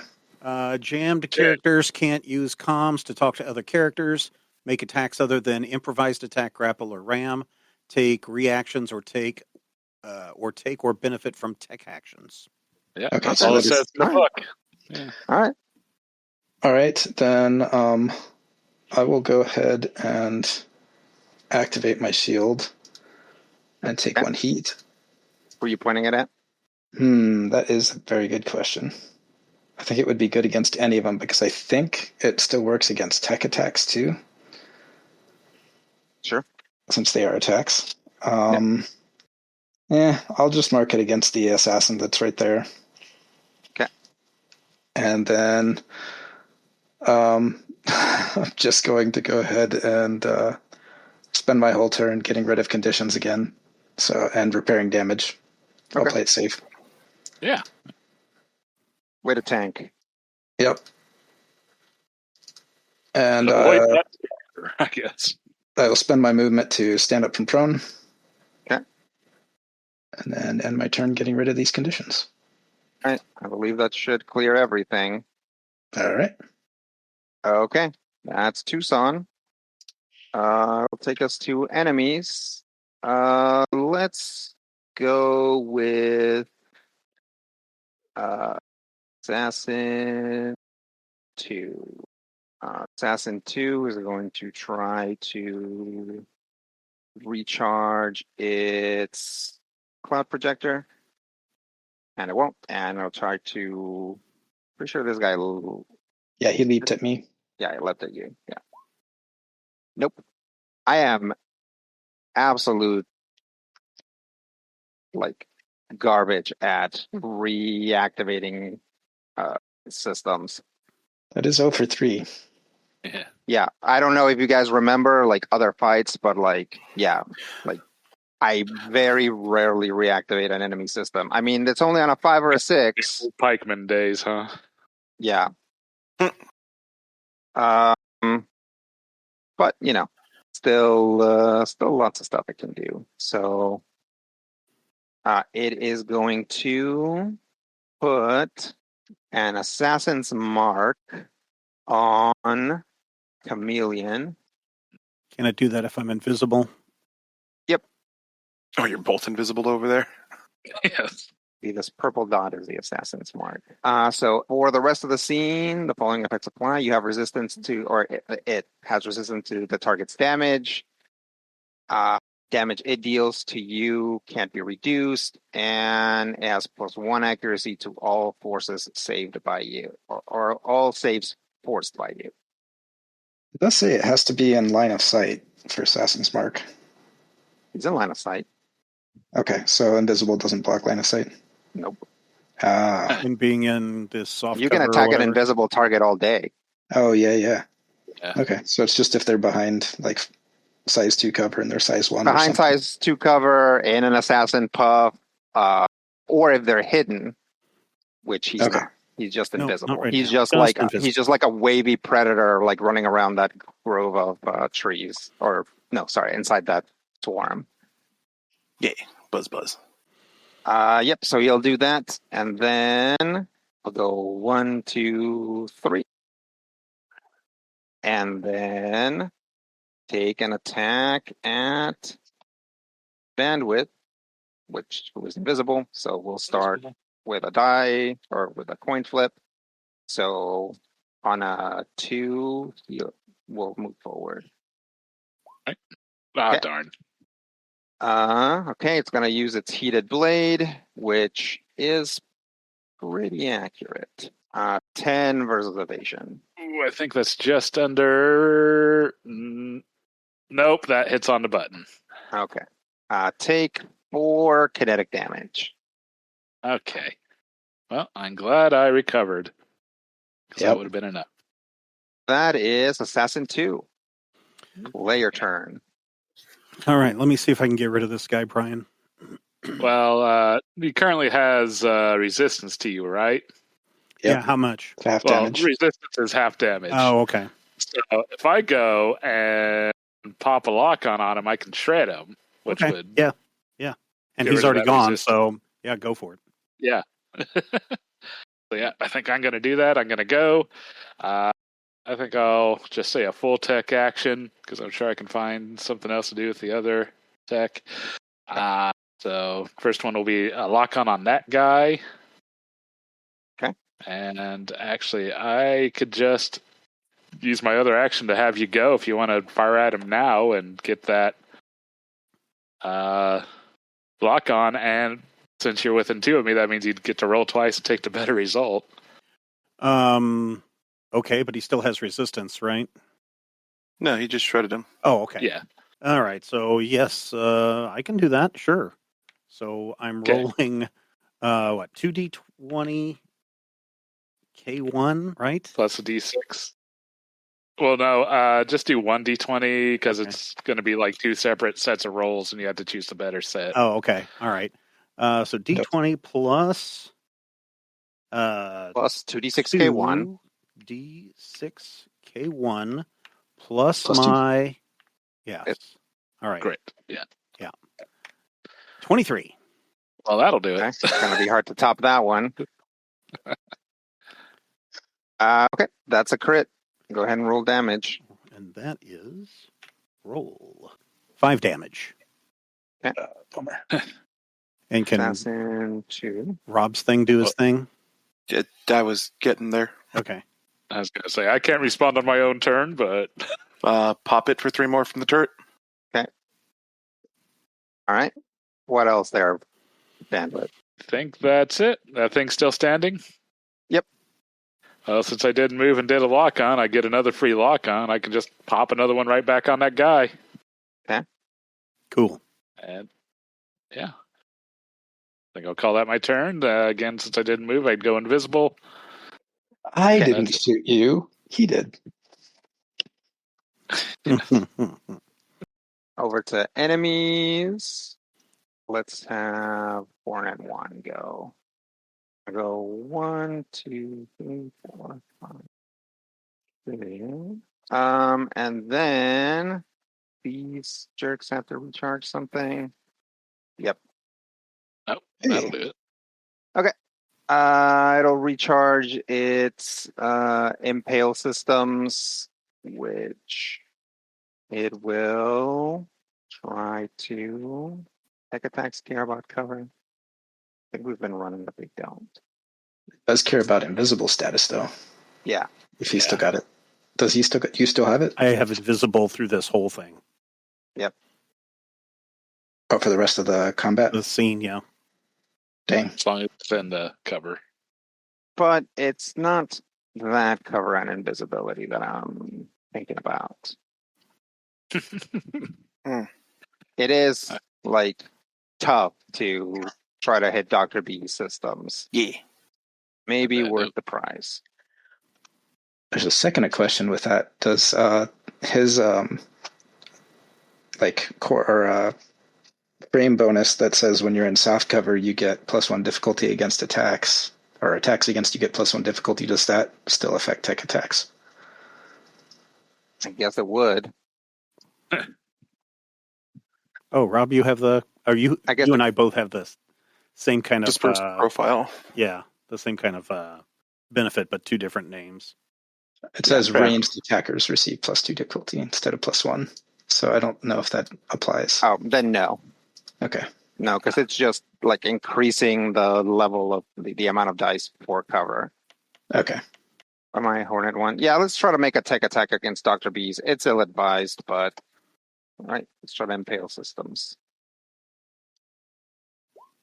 14 versus E-Defense. Yeah, it's a 12. Okay. Whew. Here's what happens. You are jammed, and you take 3 heat. You are jammed until the end of your next turn, and again, that means I guess it doesn't affect systems, so there's no point. Although you do have a terrible heat cap, so maybe they actually could heat gun you. Yeah, danger zone is just bloodied but heat, right? Yep. Yep, I'm in the danger zone. Yep. Okay. Turns out it wasn't that terrible a move after all. Okay, that's that Hornet. It's now hovering 6 spaces in the air over to Dr. Bees or Chameleon, I believe, haven't gone yet. Correct. Correct. I suppose if I uploaded a system of a flying guy into the ground, that wouldn't constitute fall damage, would it? It wouldn't do fall damage, but you could lower someone low enough that your friends could get to them. That's definitely something that you could do. Yeah. That was just a hypothetical. You can go. Yeah. All right. All right. So I'm technically in the danger zone. Mm-hmm. So I think I'm going to go ahead and thermal lance the makeshift assassin. Okay. Because why not? How long does the shred last? Until the end of its next turn. Ooh. Okay. You gonna eat that lock on? Yeah, let's do that. All right. And you get to roll twice and take the better set again. All right. Plus with a D6 from the lock on. Yeah. Okay. So I'm rolling the D20 plus the 2D6K1 plus 2. Correct. 17. And That'll hit. Let's see. Why? Try it again. Maybe you'll crit. Yeah, I thought you could use your up and just down hit arrow. Up in the thing, you should just get the exact same thing you just posted. To do, what did you say again, Rob? Just click in Press the the up thing and then hit up. Yeah, that's what I'm doing, and it's not. Yeah, it's not doing it for me tonight for some reason. Weird. That's weird. Dang, it's mad at you. Have I made any rolls? 13 on that one, so the 17 is what I'm getting. 17. Okay. And so I am doing. Is that F2, right? Yeah. Yeah, and so this is I should have said this is a full barrage. Okay. So this is a 1d6 plus 3 on this guy, and that's an 8. Okay. And then I'm going to use my pistols. That'll destroy it. I'll respond and with my autopod do 3 damage. It still destroys it. Okay, cool. Was it- Can I target another person? Can you target another person? I don't know because I'm trying to do the math on this. This guy is 6 up and 3 away. Do the hypotenuse for me. It's He's mostly probably- the 6. Oh, okay. It's still. I It's think actually. you have to take the longer since. Oh, okay. Yeah, so he's out of range for me. But what I can do instead is I can deploy. If we're talking about this, I could deploy an explosive mine. No, you couldn't. You 'cause barrage, you so because you're you the thing declared a that barrage. attacks. Oh, okay. Are we Did able to you- move between? Yeah, I was going to say Barrage? you could run up on that one, Nope. and would that give you enough height to shoot it? You while can't. standing You on can't. the You terrain? can't move in the middle of a barrage. Yeah. Okay. Okay. Well, Split the movement. yeah. All right. Well, then that is what I'm going to do since I can't put out any mines or anything. I don't Okay. think I can do. Yeah, repairs are full action. So yeah, I am done. Okay.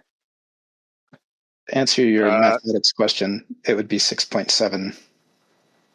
But I Did you- don't think that's how it works in Yeah. the system. No, probably So not. you It's didn't not. have We'll any just other call it actions you 6. could do? Well,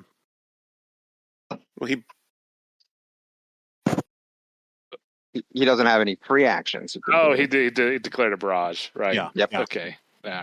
Never mind. Yeah, and it's too bad because I would have liked to have added 2 heat to that guy when I hit him, but oh well. I took him out. All right, I am up You to added 2 scrap. Yeah, I did add 2 heat to me, so I'm now at 6 out of 8 heat. So my next Moon turn will Hornet probably be to to try to cool some of that down unless we really need to get these guys out of the zone. This one is gonna go 1, 2, 3, 4, 5, 6. Oh, first, let me see if it. This guy did not use Impale Systems. This guy Stinger pistoled. Yeah. Tucson. So this guy has his So- Impale Systems ready. Do I 1, want 2, to try to hit him for moving within my range? Why not? Well, his evasion is pretty high. Yeah. what other reaction are you gonna do? Yeah, I'm probably not going to do anything else with it, so I might as well. Okay. I'll try to hit him with the war pike as he starts flying away. Okay. I feel like I should also say, since I did react, I'm not invisible now. Okay. I don't think he had any cover or anything, so it'll be. He didn't. But what he does have is weave. Each round, the first attack made against the Hornet as a reaction automatically fails. Oh, Well, there you never go. mind. Well, you at least got rid of that. Yep. Then again, I guess Dr. Bees could potentially use that. I mean, it depends what he does on the round. Speaking of Dr. Bees, let's try and hit his Impaler systems again. No. 5 versus E defense. No. Okay. That'd even miss me. Yep. And then it'll just try to use its Stinger Pistol on Dr. Bees. Actually, no, it'll try to use its Stinger Pistol on Tucson. I was going to say good luck. Yep. Tucson's out of cover and scarier to not be impaired. 17 versus evasion. That'll hit. Okay. Take 1 point of energy damage, And I'm back to impaired. and you're impaired. I think we had been using the sad face for impaired. Okay. That's the Hornet number 2. Hornet number 3. There's another Hornet up here, guys. Why is that guy What still around? About Dr. Bees. Oh, that's right. Who Sorry, hasn't? I saw a bunch of bees, and I thought that's what was next. Go ahead. Yes, this bee is next. Right. So, did the one that shot me or shot Tucson land? Yep. Or- It's on It's sitting next this to my turret? two. Yep, set it next to your turret. The other one is 6 up. Yep. If it's 6 up, that means I can't move my swarm anywhere where it'd be within the swarm, correct? Correct. Your swarm has to actually sit on something. Okay. Can it sit on this wreckage? No. No? Okay. No. Wait, is this your? The Razor Swarm, which doesn't actually take a space, I guess. Yeah. So this is your chassis ability swarm, Yeah. right? Oh yeah. Then that guy, you can set that guy on top of the wreck. Okay, then That guy's a special case. Yeah. yeah, drone protocol. Protocol Shepherd drone. It'll move 1 space there, so as both of my guys are getting soft cover, which is realistically where I should have put it to begin with, but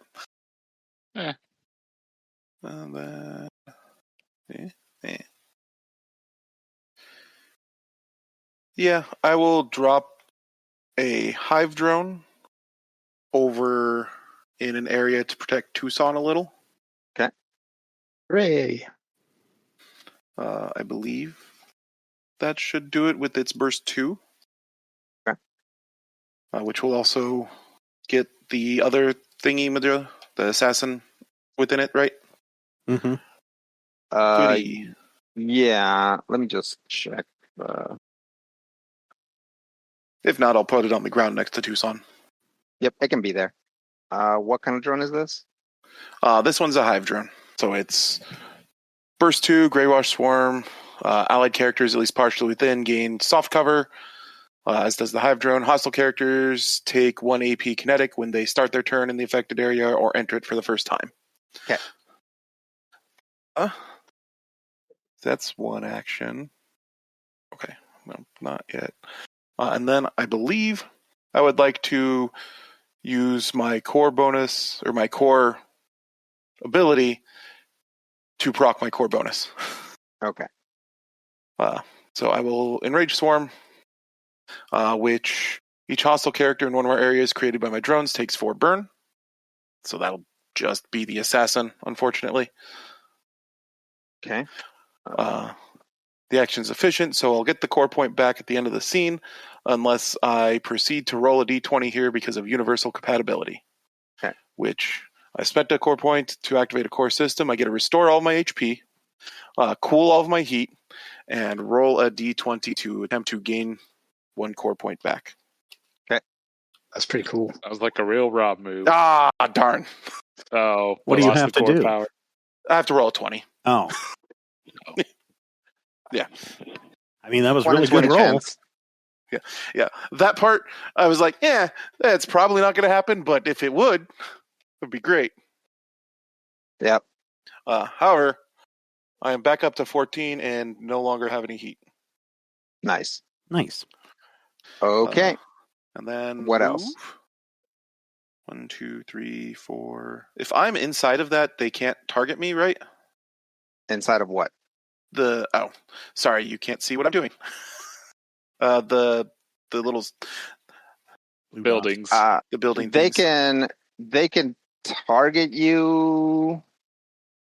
But they're getting like -2 difficulty. Yeah, basically you always have hard cover while moving through those, so they can still target you unless it's something like they're here and they're targeting you in this one. You see what I'm doing?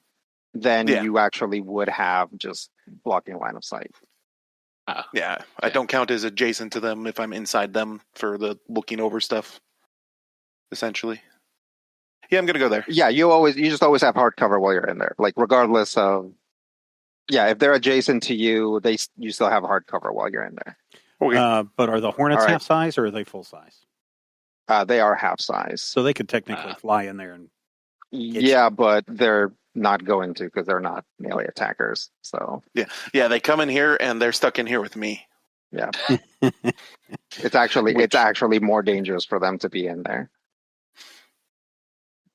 Okay, what else there for Dr. Bees? I think that was a productive enough turn that I'm not going to push my luck. Okay, good call. Fair enough.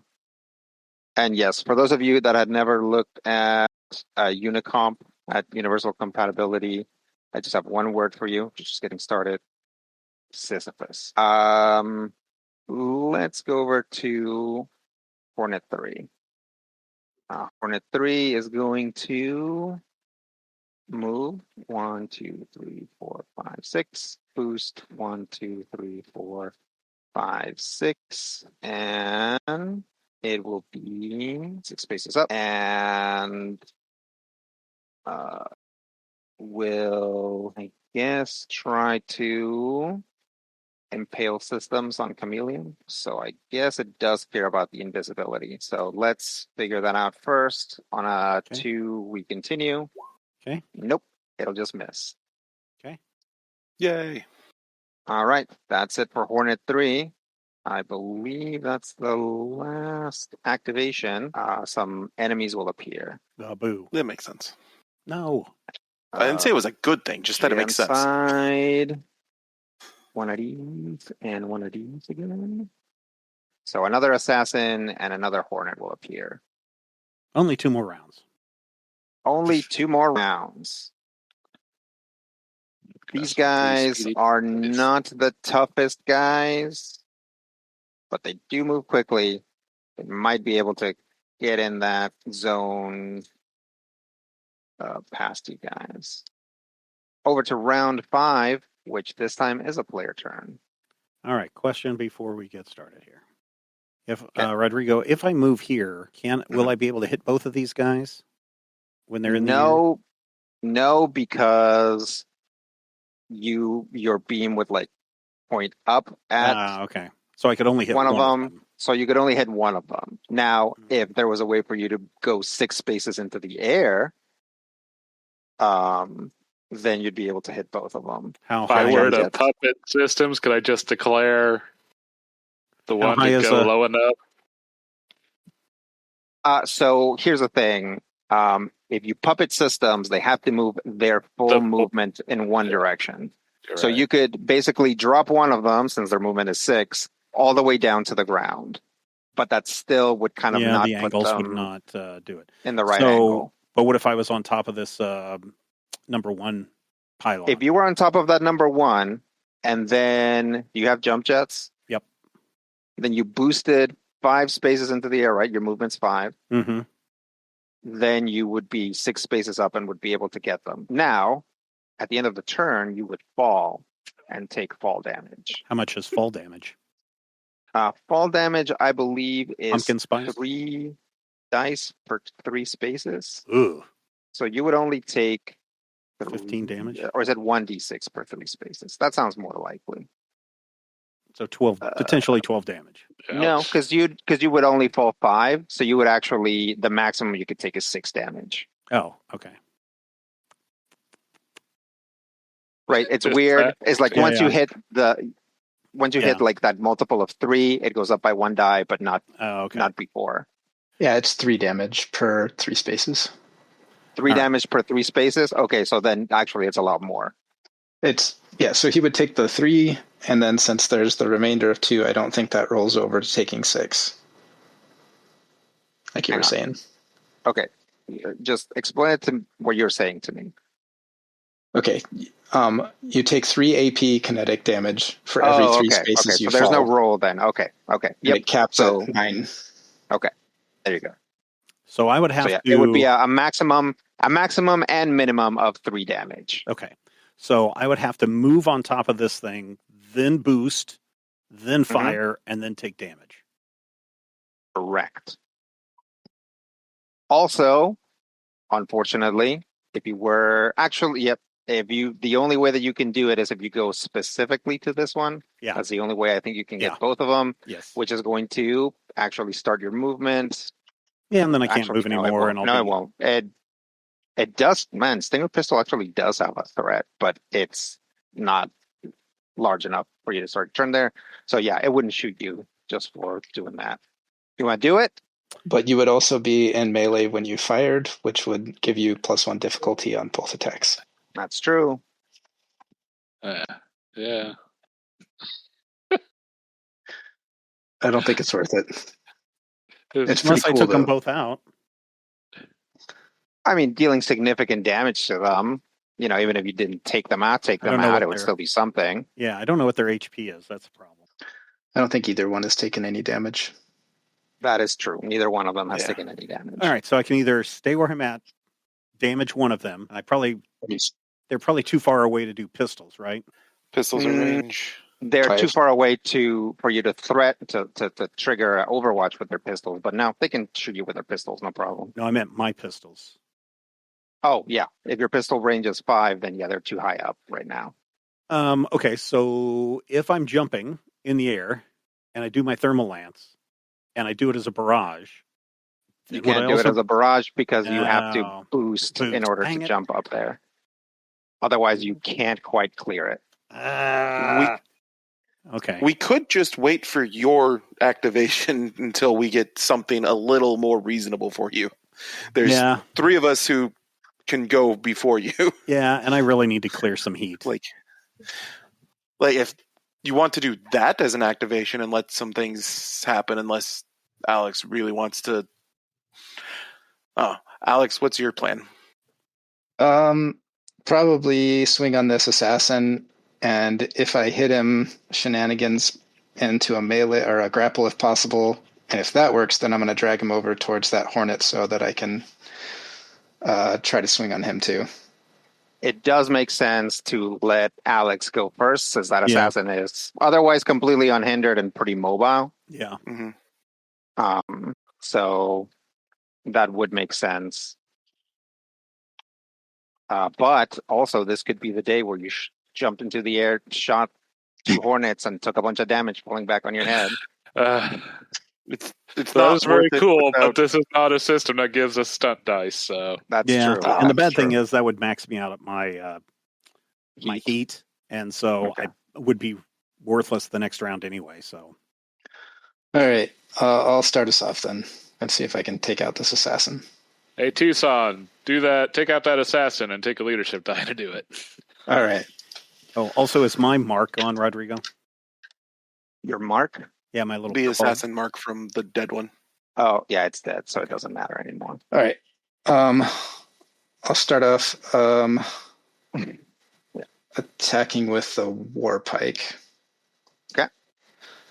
And it is within threat range for that, so it's just a regular attack. Okay. You're going to use the leadership die? I'm going to use it on the grapple that this is going to proc if I hit. Okay. And it does hit. Ooh. Yep. Shoot. I can't do another reaction. That's fine. It's just a D6 anyway. I mean... 4 damage. And then I will Oh, it actually was a 20. I only put +1 because I forgot the grit was up to 2 now. So Okay. that is a crit.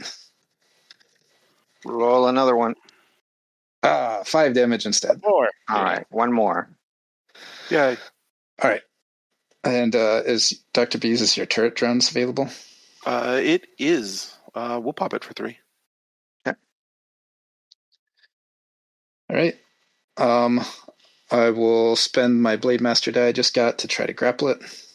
And this time I'll spend the leadership die on that. Okay. 16.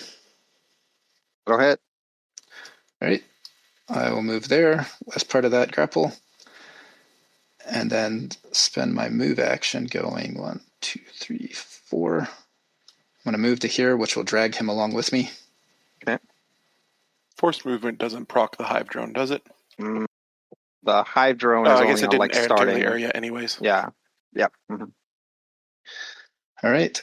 And then I am going to, as the other half of my barrage, use my nanocarbon sword. It's targeting the assassin. Okay. 11? 11 won't hit. Dang. Maybe I should have gotten the accuracy instead of the overpower caliber. The eternal question. However, I will remember this time to do the 3 reliable damage to him. Okay. Overcharge. Try it again. No, because overcharge has a 2/3 chance of overheating me. So exciting, you say? Yep. I'll just end my turn and suddenly remember that I haven't paired, which means maybe I need to re-roll some of these attacks. Okay. Should I start over? So which were the attacks?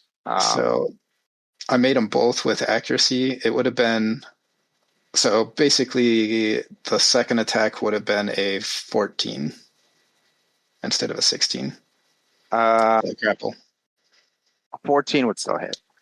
Okay, and then he wouldn't take the crit damage, so it would only be 4. Okay, so he gets 4 more hit points. He gets +1 hit point from what he was at. Okay. That'll be my turn.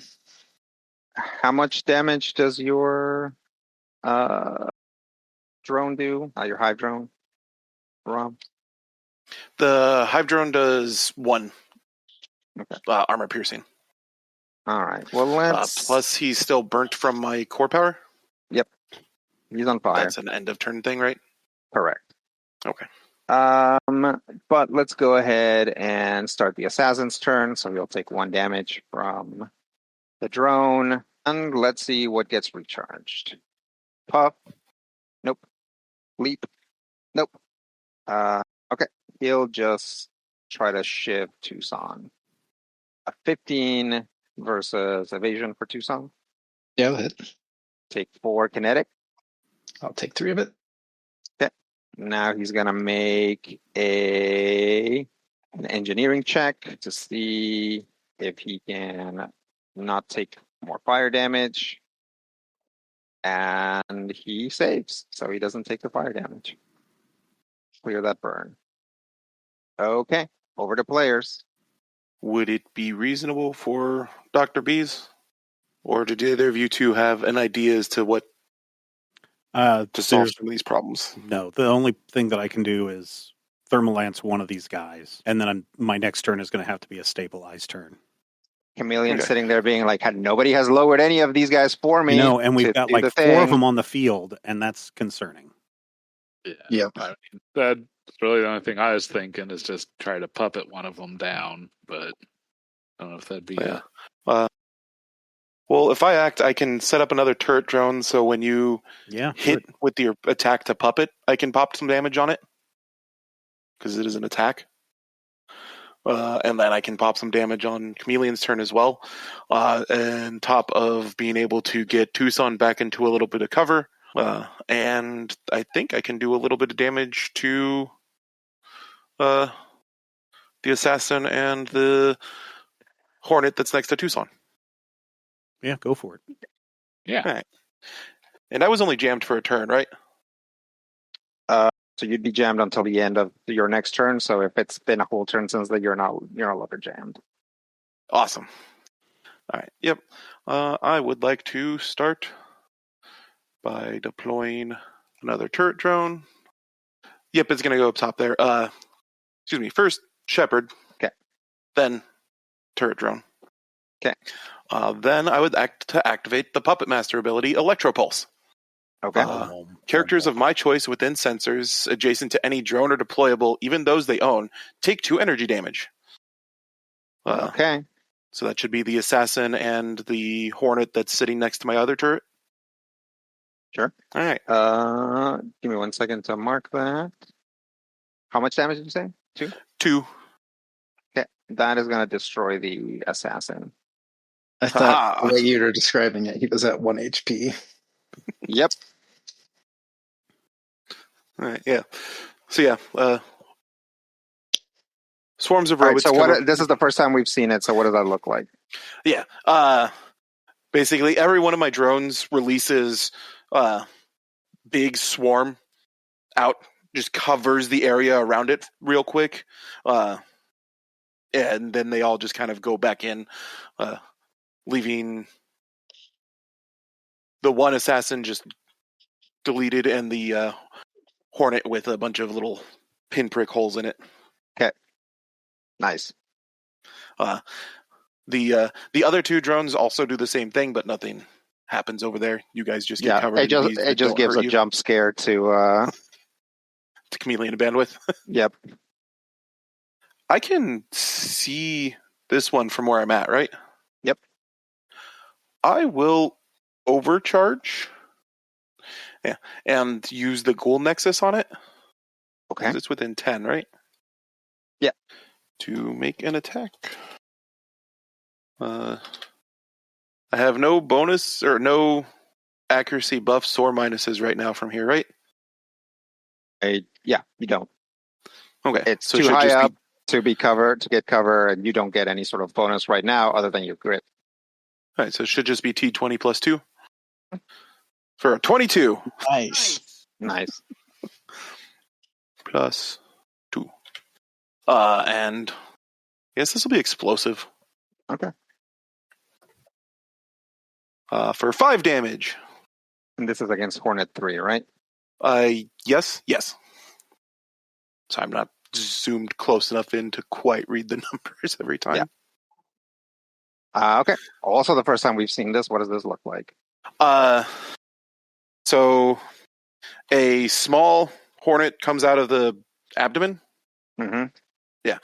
Abdomen of the Queen Bee, and just goes on a straight hyper-fast line into it, and you see a little explosion as it hits. As it impacts. And then for a move, because I believe it will protect me a little bit better, I'm going to go there. Okay. And I actually took 1 heat for that because it was my first overcharge. Okay. Right? I think so. Yeah. That'll be me. Okay. And we're going over to enemies now, but just to be clear, Chameleon and Bandwidth still haven't gone yet, right? Correct. Okay. Oh, also, I guess while we're here at the end of your turn, Dr. Beast is like, you're like in engineering. Like this weird chunk of building is like where engineering is. It's like a copy of a chunk of your facilities. Oh. It's just like you weirdly have like this moment of recognition. Okay. Interesting. Yeah. Makeshift Hornet 1 will move. I think Yes, this one's one was the one that this is the one that got Dr. B's. So let me try to recharge Impale Systems. Nope. Okay. That's okay. I can just use its stinger pistol. It'll fly. I think it kind of has to. Gonna fly and land here and take a shot at 2 invisible guys. Bandwidth. Invisible right now. No. Oh, bandwidth. So hard cover and invisible versus just hard cover. So he's just gonna take a shot at Bandwidth. Yes, I know technically Chameleon doesn't have hard cover, but he kind of does. Yeah. 21. Oh, no. Ouch. Oh. Damn. Yeah, that'll hit. Oh, wait. I totally did not factor in the hardcover. Hang on a Hardcover. second. All right. So that subtracts the D6, which is a 16, and then 17 minus 4 would be 13, which if that's evasion, that still hits. no, I would still be rolling a die of difficulty. Oh, well, I just figured the die would be a -4 instead of a +4. Okay, sure. So that still hits you? I mean,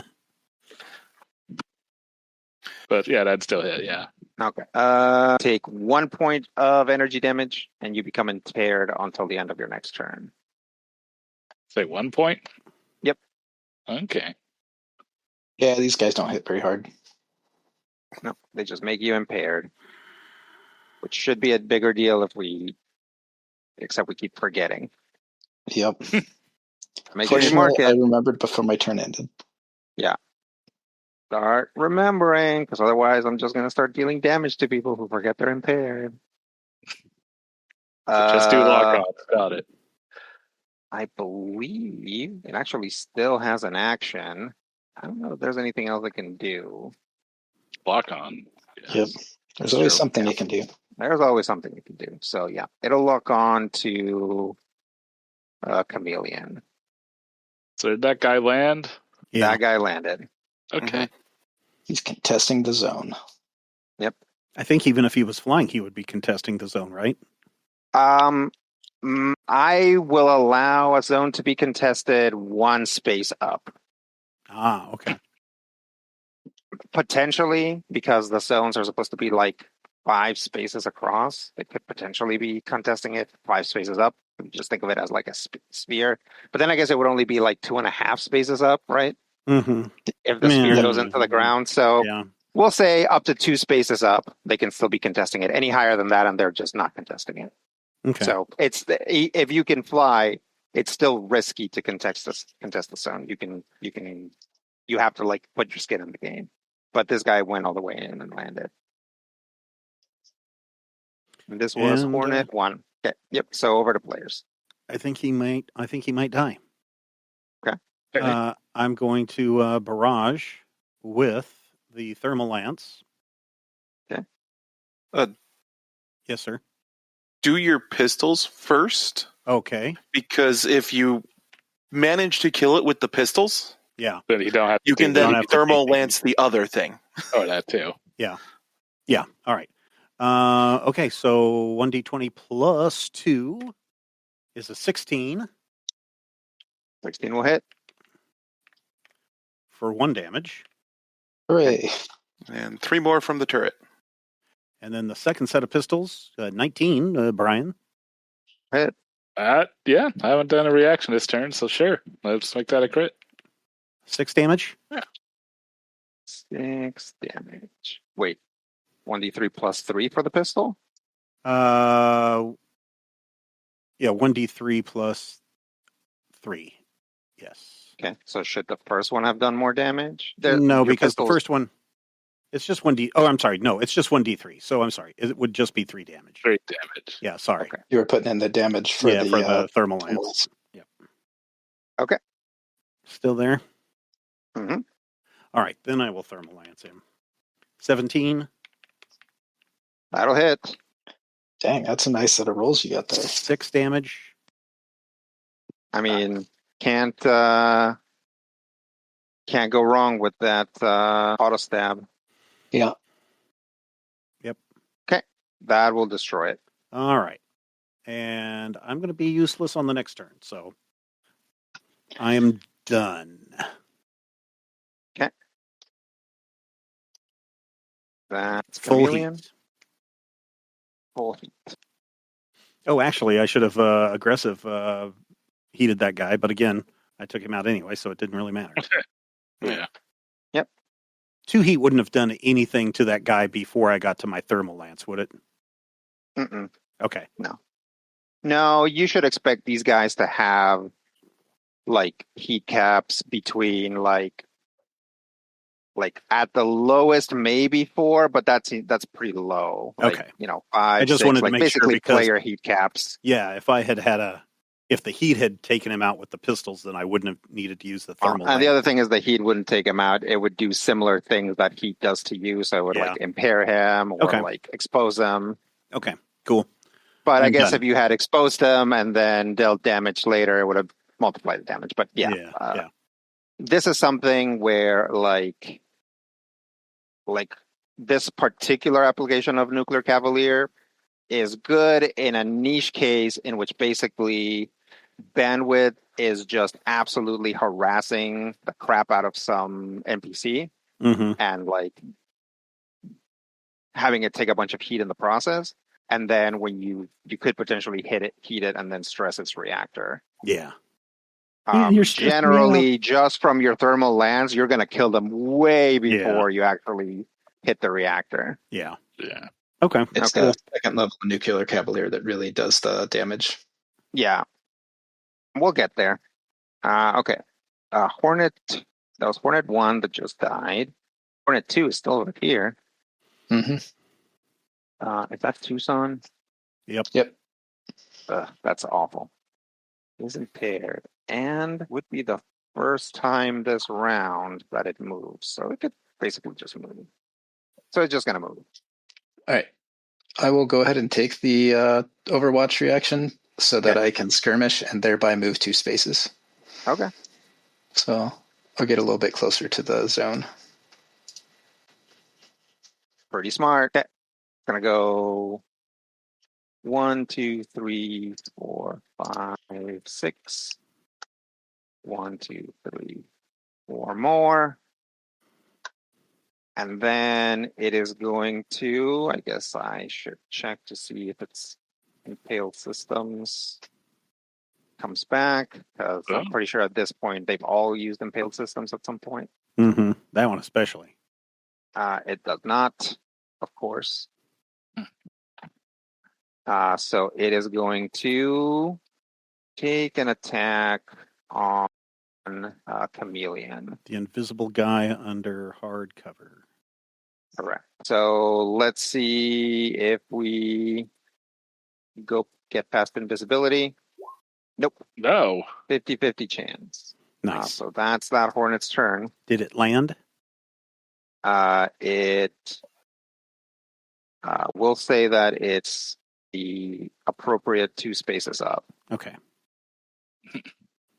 Okay, over to players. It's up to you, Brian, I think, right? Yeah, it's just down to me. Any suggestions?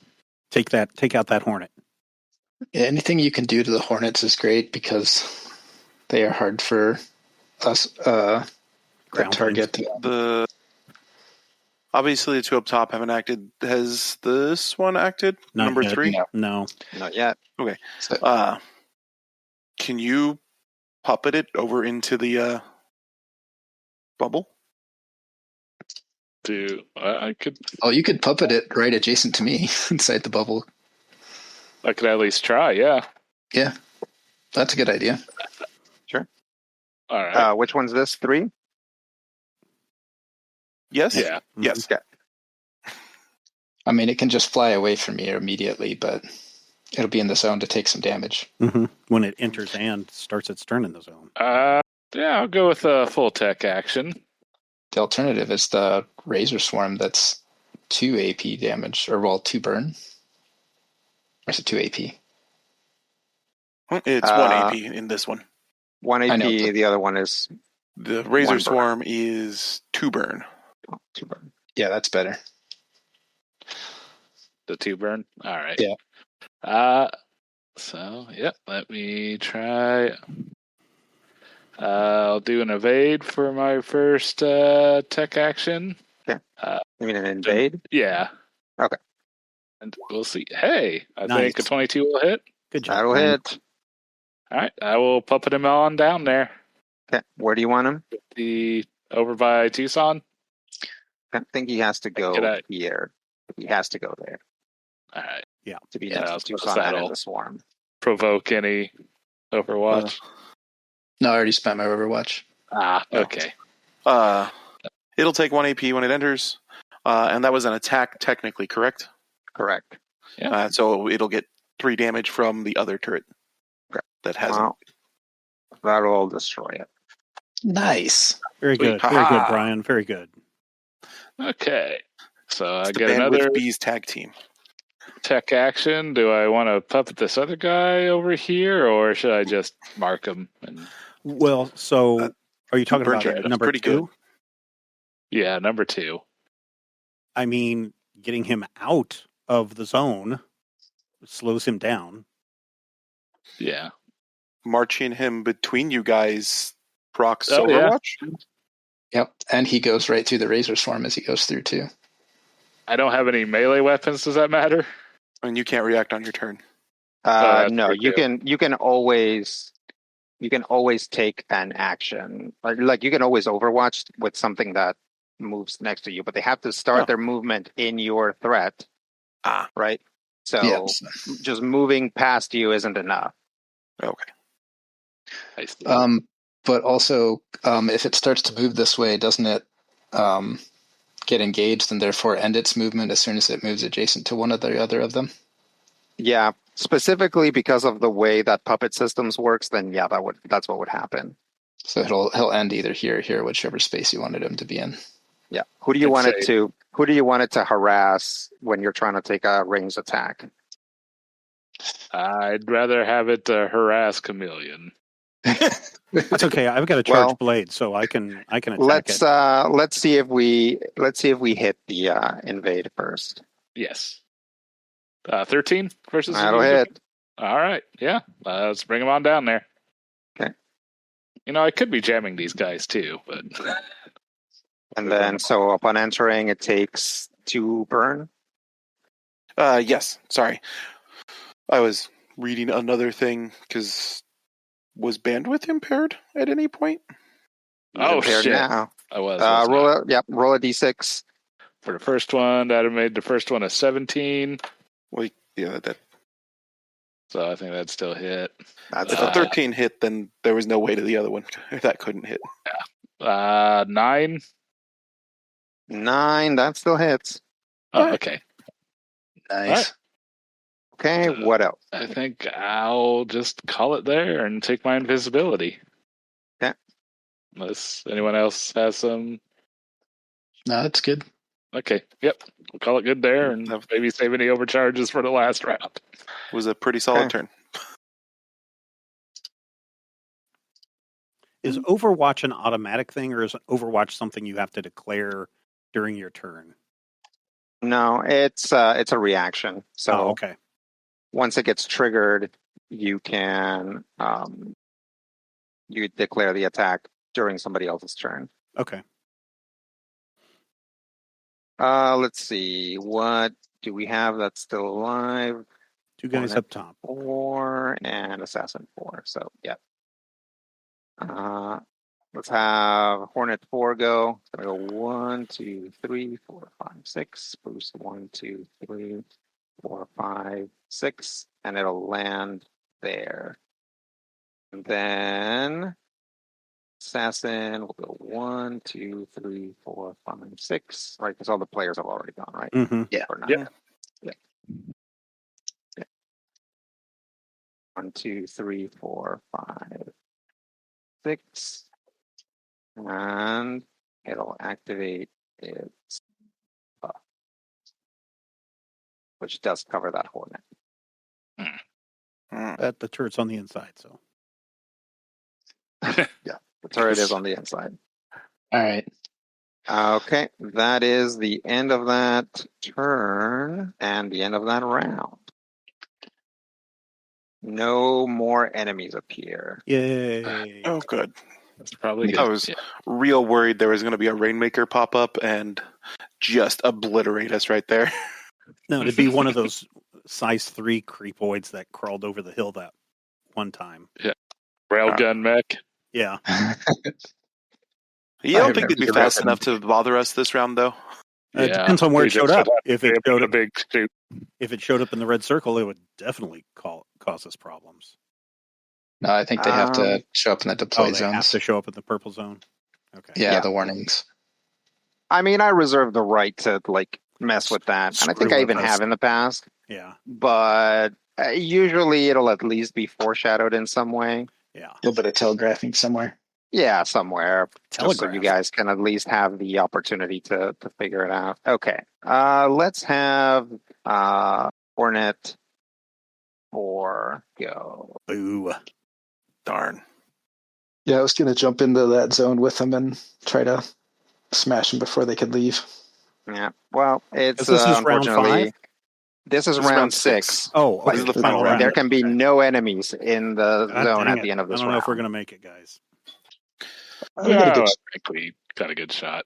I cannot use my thermal lance unless I want to Yeah. take some major damage.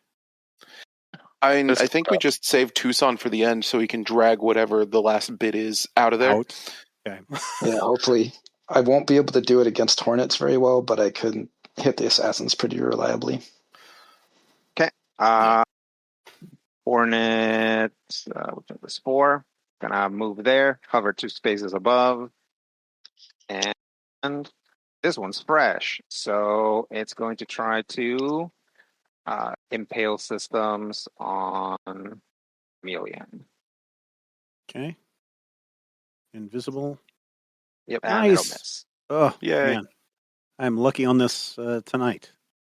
Yep. Sorry, Brian. I know that hasn't always worked for you, but It happens. I've actually been pretty good with my invisible. Oh, Yeah. question. Yeah. I guess Player you're turn. finishing up the turn. Go ahead. Yep. No, that's what it's doing. It's just hovering 2 spaces. Okay. Before we go all in on this, would we want Dr. Bees to go first so I can reset, have the turrets ready to go for every possible attack? I think so. And potentially get a little bit more damage because I believe Puppet Master and the Electro Pulse is not a once per Scene or encounter. once per scene thing. I can do it every turn. So I don't think I can get the one that's hovering over in the corner. And I'm not sure if I can use Shepherd Drone to move the turret next to the assassin. It just says move a drone I control up to 4 spaces if it's within sensors. And I don't know if the assassin puff will block my sensors. That's a good question. I'd allow it. Okay. Technically, you don't have line of sight in there, but it is within sensors. All right, so you're moving some guys around. Mm-hmm. I can. Yeah, I could probably use my charged blade against the 2 makeshift Hornet, and then double pistol the other one. Yeah. Sounds good. I kind of plan on just going as late as possible to maybe puppet anything that's already moved and in the zone. Yeah, I think you're the ace in the hole as far as saving till last. Okay. And what are you thinking, Tucson? I'll probably just chase down the assassin wherever he happens to be, whether he's where he's at right now or ends up somewhere else. And you have the ability to ram still to push him out or whatever? Yeah, if I can grapple him, I can just drag him out of the zone. Okay. I'm going to move my turret there. Okay, so Dr. Bees is going. Okay. Yes. Yeah, that was... Shepherd Drone, that... Yeah, I can't get anything adjacent to this one. So, It's only 2 spaces up, so I think if you deploy something on the ground adjacent to it, it would still be adjacent to it. Because Rodrigo? I guess... No, No? Okay. it would have to be 1 space up. Yeah, Right. especially since all of my stuff is like half size as well, at most. I can drop my second hive drone to put it in a bubble so it takes damage when it starts. Or I can either drop my second hive drone to put it in a bubble, or I can drop the last turret. But then I am out of turrets for any other combat on this mission until I do some amount of repair. The hive drones repopulate, so... Okay, if you want to. Unless you got, you have that Ghoul Nexus. Yeah, I do. That's fair. Yeah, I think that'll do more damage than the drone. Okay. You make a valid point. So first action is going to be Electropulse again to do 2 damage to anything adjacent to, or to any adversary adjacent to one of my drones. Okay. Which So should that'll just be the new be assassin. What about and this? the one that just got puppet mastered into melee. That one's not next to your drone. It's not? Nope. Your drone is this entire zone. Oh. Right? Like the same thing that makes it a special drone that lets it sit on top of that. Like this entire thing is your drone. So it's not next to your drone. It's kind of weirdly inside it. That makes math hard. Tell me about it. Like that makes math hard, and I still pushed you to take this over a Hydra. So that just lets you know how bad the Hydra is. Okay, let me see. The Assassin 4 is going to take 2 points. Is it AP? No, it is just 2 energy. I don't have line of... Do I have line of sight on the one out there from where I'm at? From where you're at? Like it's awkward. Yeah, it would just get soft cover if you were trying to take a shot at it. Right, well, I mean, I can split my movement, right? We said that Mhm. earlier. Yep. So I can just move to shoot it from here. Sure. Pop back in. Yeah. Pop back in. So that's what Well, I'm going to do. Yeah. I'm Soften it skirmish up. with the Ghoul Nexus. Okay. Which should just be the D20 plus 2 currently because of no bonuses or flaws. Penalties? I think so. So, yeah. 15 versus E defense. Wait, hang on. Just 1 second. 11, Which I hornet think. is this? Number 1. It's It is the 4, most sorry. recent one, so 4. 4. Yeah. Oh. Right. How much did you roll again? 15. That'll hit. And I guess I can choose burn as a variable damage. Really? I would. The drop down is letting me choose it when I go to activate this thing. And let me read up on it. That This is might the be wrong. prototype weapon. No, this is Ghoul Nexus. Yeah, I was. That's what I was reading on when I missed the question earlier. Was like trying to find something that told me no, because that seemed. I guess the book just says Strong? choose this weapon's damage type. It doesn't list options there. Yeah, but usually, I guess it actually has on top of there it says kinetic, explosive, or energy. energy. So yeah. no, burn. It allowing burn is a mistake because that would make it way too strong. Yes. Yeah, because the drop down has both heat and burn on it. Yeah, usually heat and burn will be specified if something can do heat or burn. Okay. So no. But yeah, you can pick anything else. Darn. We'll just shoot another explosive bolt because I don't know how to describe the other 2 just yet. Sure. Go ahead. Lightning gun. Lightning bead. Yes. Sounds like a bug zapper. This is just D3 plus 2 for 4. I don't want to do too much in the way of overcharging, and I've got turrets to help out for the rest of it, so I feel pretty confident in hiding back in my little hidey hole. And Okay. calling it good from there. Okay. Next up, Hornet 2 is going to move. So this is where Overwatch would happen? This is where Overwatch would happen. Okay. So it's going to move away from you. All right. Now I would like to use my charge blade to swing as it moves away. Okay. Unfortunately, First reaction misses. Yeah. Yep. This thing has a thing that says that the first reaction automatically misses. Oh, okay.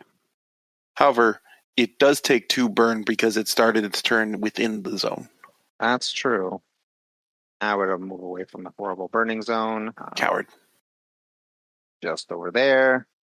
How many guys can you puppet, Brian? I mean, as many quick actions as I can get. So, in theory, 3. I mean, I got a hit with the tech attack. But Okay. Then it will. I guess I'll try to see if it recharges. Impale systems. Nope. So it will just take an attack on Chameleon. So let's see if we get through the invisibility. Yes. Okay. We'll go ahead and hard cover that. Mark. Yep, that lock on, which will just drop it to just minus one difficulty, yeah. which will cancel out because this thing is accurate. So this is a very egalitarian +1. 11 versus evade. That hits. Okay. Just by 1. Take 1 point of energy damage. I will use my shield to absorb one of those damages. Your armor. Yeah. And you are impaired until the end of your next turn. All right. See, it moved. Oh, nope. Yeah, it moved because it didn't recharge this thing. So actually, it's just going to put another lock on. It'll go ahead and put another lock on. And that will be its turn. I know what you're thinking, Rob, but hang on. Hang on. It needs to save against. Oh yeah, burn. Fire. Yeah. And it does. Boo. Wow. Yeah, boo. But I'm at full heat. Can you do attacks that just don't cause heat? And Yeah, we were over one way or the other. Rob was trying to get me into a position where I could use thermal lance these two guys. Yeah. And unless I want to take a stress. A stress. It might. I mean, he could just move over next to this one, hit it with a Tempest Charge Blade, or the Charge Blade, assuming that kills it. Yeah. Shoot at the other one. That's what I was planning on doing. That's fair. But he is impaired. Mm-hmm.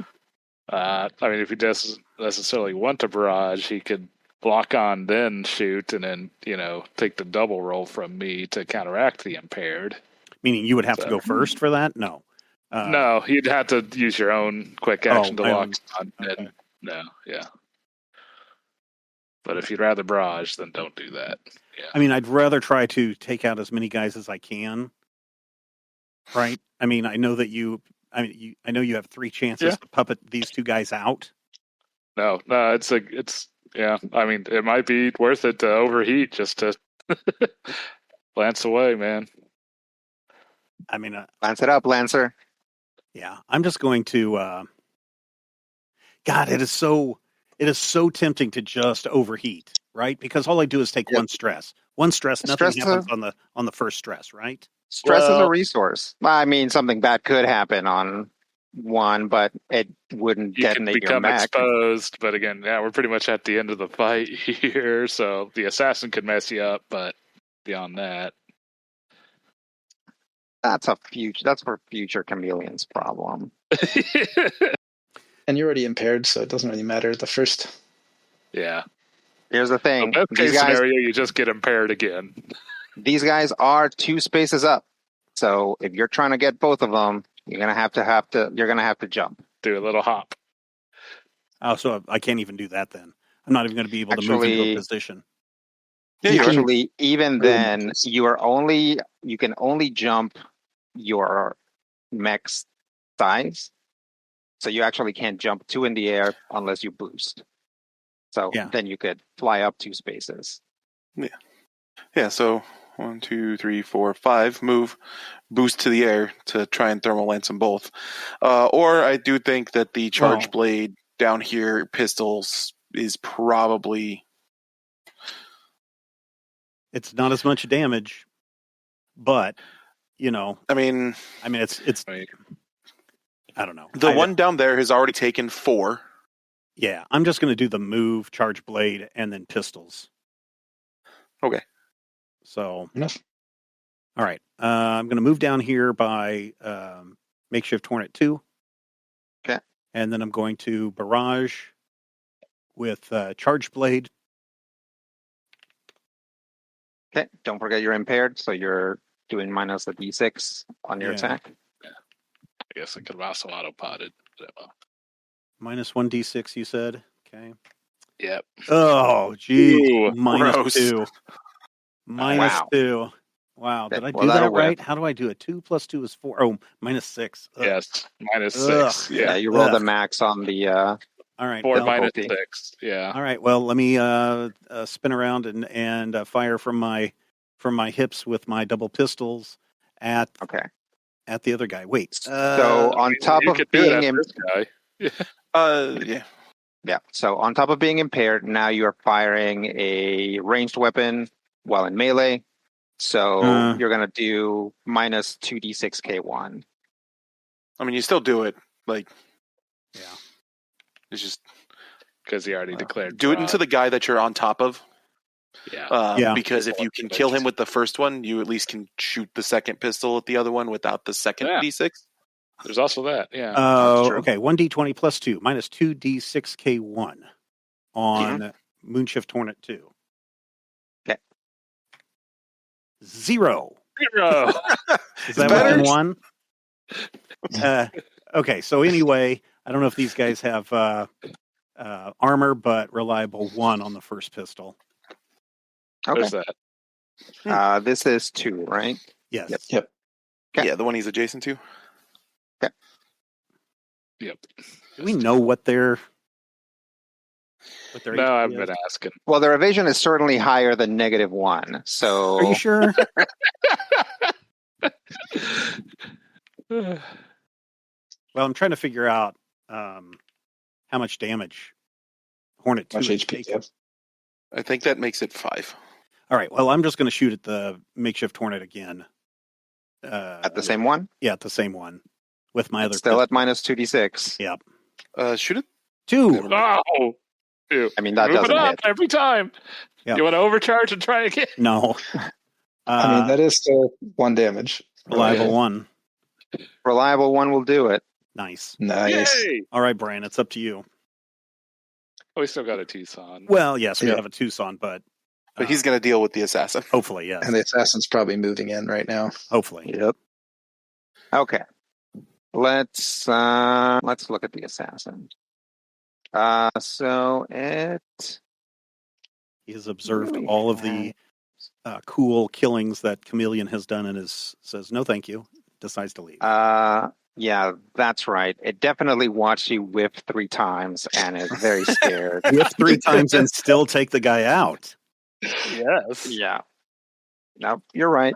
It definitely watched like your Spray a Your- bullet. yeah, like I your would say- system, like your system's like auto aim, Yeah. like managed to like nick it a couple times. Yeah. Impaired Alright. goes away at the end of Anyway. my next turn. No, This is it the goes end of away this now. turn. Oh, okay.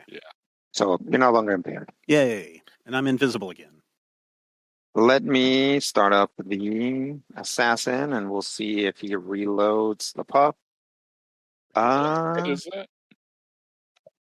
Is it a He 5 and does. 6 or just a 6? He does? 5 and 6.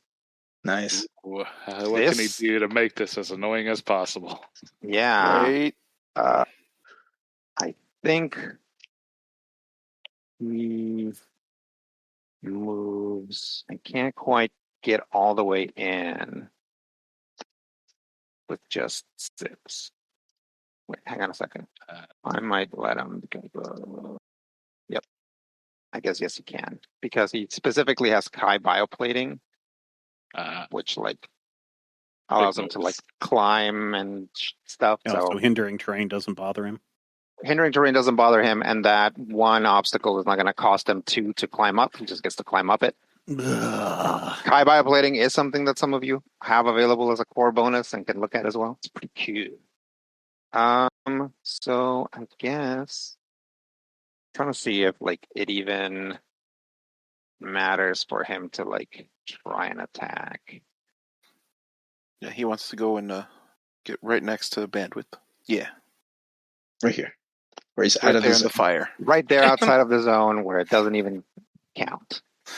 And he's also in the fire. I think we're just looking at. Wait, hang on. 1, 2, 3, 4. 1, 2, 3, 4, 5. Could just leap, and no, he wouldn't have enough like things to like leap at him, stab him, and then do the puff. So I think the move here is go 1, 2, 3, 4, 5, 6. So he'll move and boost here, Ugh, deep. and reactivate the puff. And that's its turn. We'll see if All you right, guys Alex. can get him out. All right. Or do I need to go first? Or No, I think Alex needs to try to get that guy out. Yeah, I can try to get him out. Bandwidth can also get him, or yeah, either one of us can potentially get. You guys definitely have an advantage in that, you still have several activations left to try and get these two guys out, because there's also the Hornet. Yeah, the Hornet. Yep. All right. I have a thought here. Okay. Since I have Skirmisher 2, could I activate an attack from outside of the zone, skirmish into it, and then continue the attack? Or am I not allowed to start the attack because I can't? Assuming that you'd have the threat or range for the attack, I'd allow it. Okay. In that Like case, you can still hit him from once you move, right? Yeah. Okay. Yeah, I'd allow it. All right. We're gonna go 1, 2, 3, 4, 5. Skirmisher barely works if you don't allow for stuff like that. And then I'm gonna skirmish against the assassin. Okay. Which will put me here. I will use my war pike, since it will get extra accuracy. I guess it does say before you skirmish, move 2. So yeah, I think it. Yeah. And let's see, I don't have impaired range. Okay, good. Just double checking. Yeah, in other games that Lancer's wordings for this sort of thing are not perfect by any means. I didn't try to cover every angle. Generally speaking, stuff like this should work. Yeah. That looks like a miss. Ooh, that does look like a miss. That's a miss. I don't have line of sight. Okay. In that case, I will just do a regular grapple. 18. Nice. Oh, well, that'll hit. All right, and then I'm going to take a D3 of heat to boost. Okay. You are... Yep, okay, so you're moving next to him as part of the grapple. Yep. Okay. And so... let's see, where do I want to take him? 1, 2, 3, 4, 5. Northwest. Yeah, I guess so. All right, I could actually drag him to the Razor Swarm, just for kicks and giggles. Well, but you need whatever, as long as it takes out of his big thing is spore field needs to be gone from the. You can't do anything about it. No, it's going to still be there. Oh, okay. The puff moves with him, doesn't it? Into him. Or was he it sets centered it down on on the ground. Ah. Yeah. All right. I will move him in between. Or actually, no, I don't want him to be Yeah, adjacent drag to him here. And actually, do they have? He's got a threat of 2. Yeah. So Just drag him away. Don't worry about the. Yeah. 1, 2, 3, 4, 5. I'll move to there instead. Yeah. Let me take an attack on you with a little zap pistol. Oh, they have threat too. Yeah, they do. It's cute.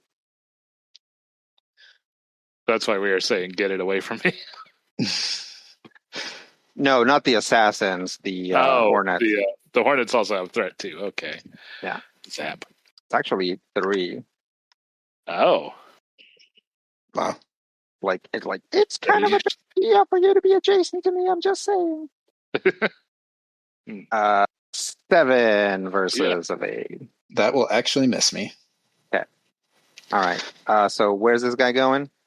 He's to the bottom left of me, right next to the pumpkin tree. Okay. Other side. Because that was where he was Right. in relation to me to begin with. And then I take a D3 heat, which will overheat me. Nice. And there we go. And then I need to roll, is it D6? Yep. 4. That You're doesn't sound... I am exposed. Okay. Being exposed after the last enemy has gone in the combat is not too bad, all things considered. Yeah, Correct. Having one less stress is the sad thing. Except, of course, for the giant railgun. That's okay. That's AP damage anyway. Yeah. The last Hornet's already moved? Double damage.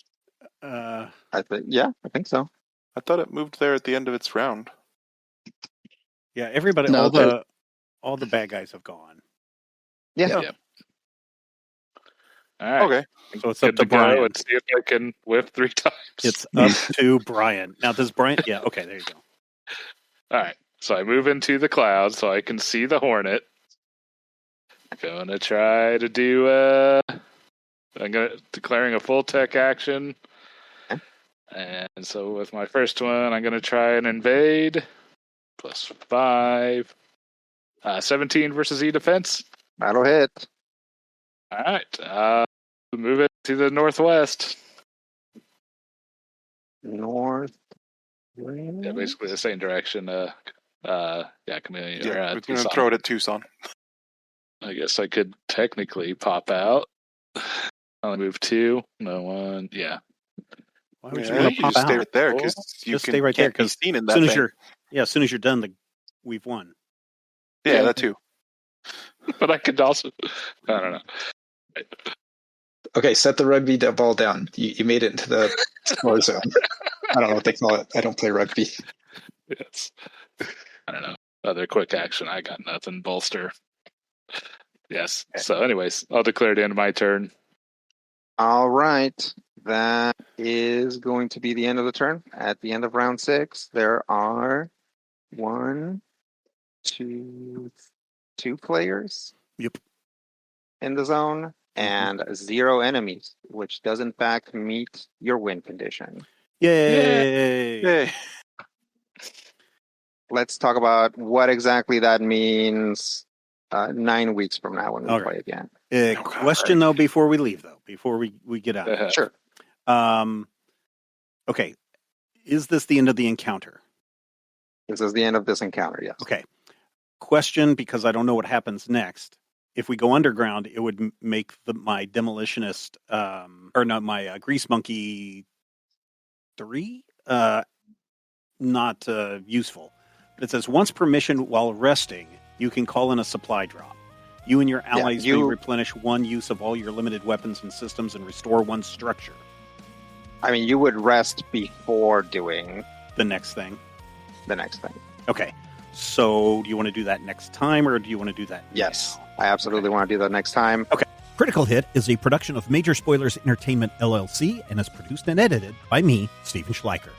If you have thoughts, questions, comments, ideas, drop us an email at podcast@majorspoilers.com. If you want to discuss Critical Hit with other Critical Hit fans, be sure to join the Major Spoilers Discord. You can join it for free. There's a link in the show notes. Get into that Critical Hit channel. Talk to your heart's content. If you're looking for character sheets, you've got those too. Point your browser to patreon.com/Major Spoilers.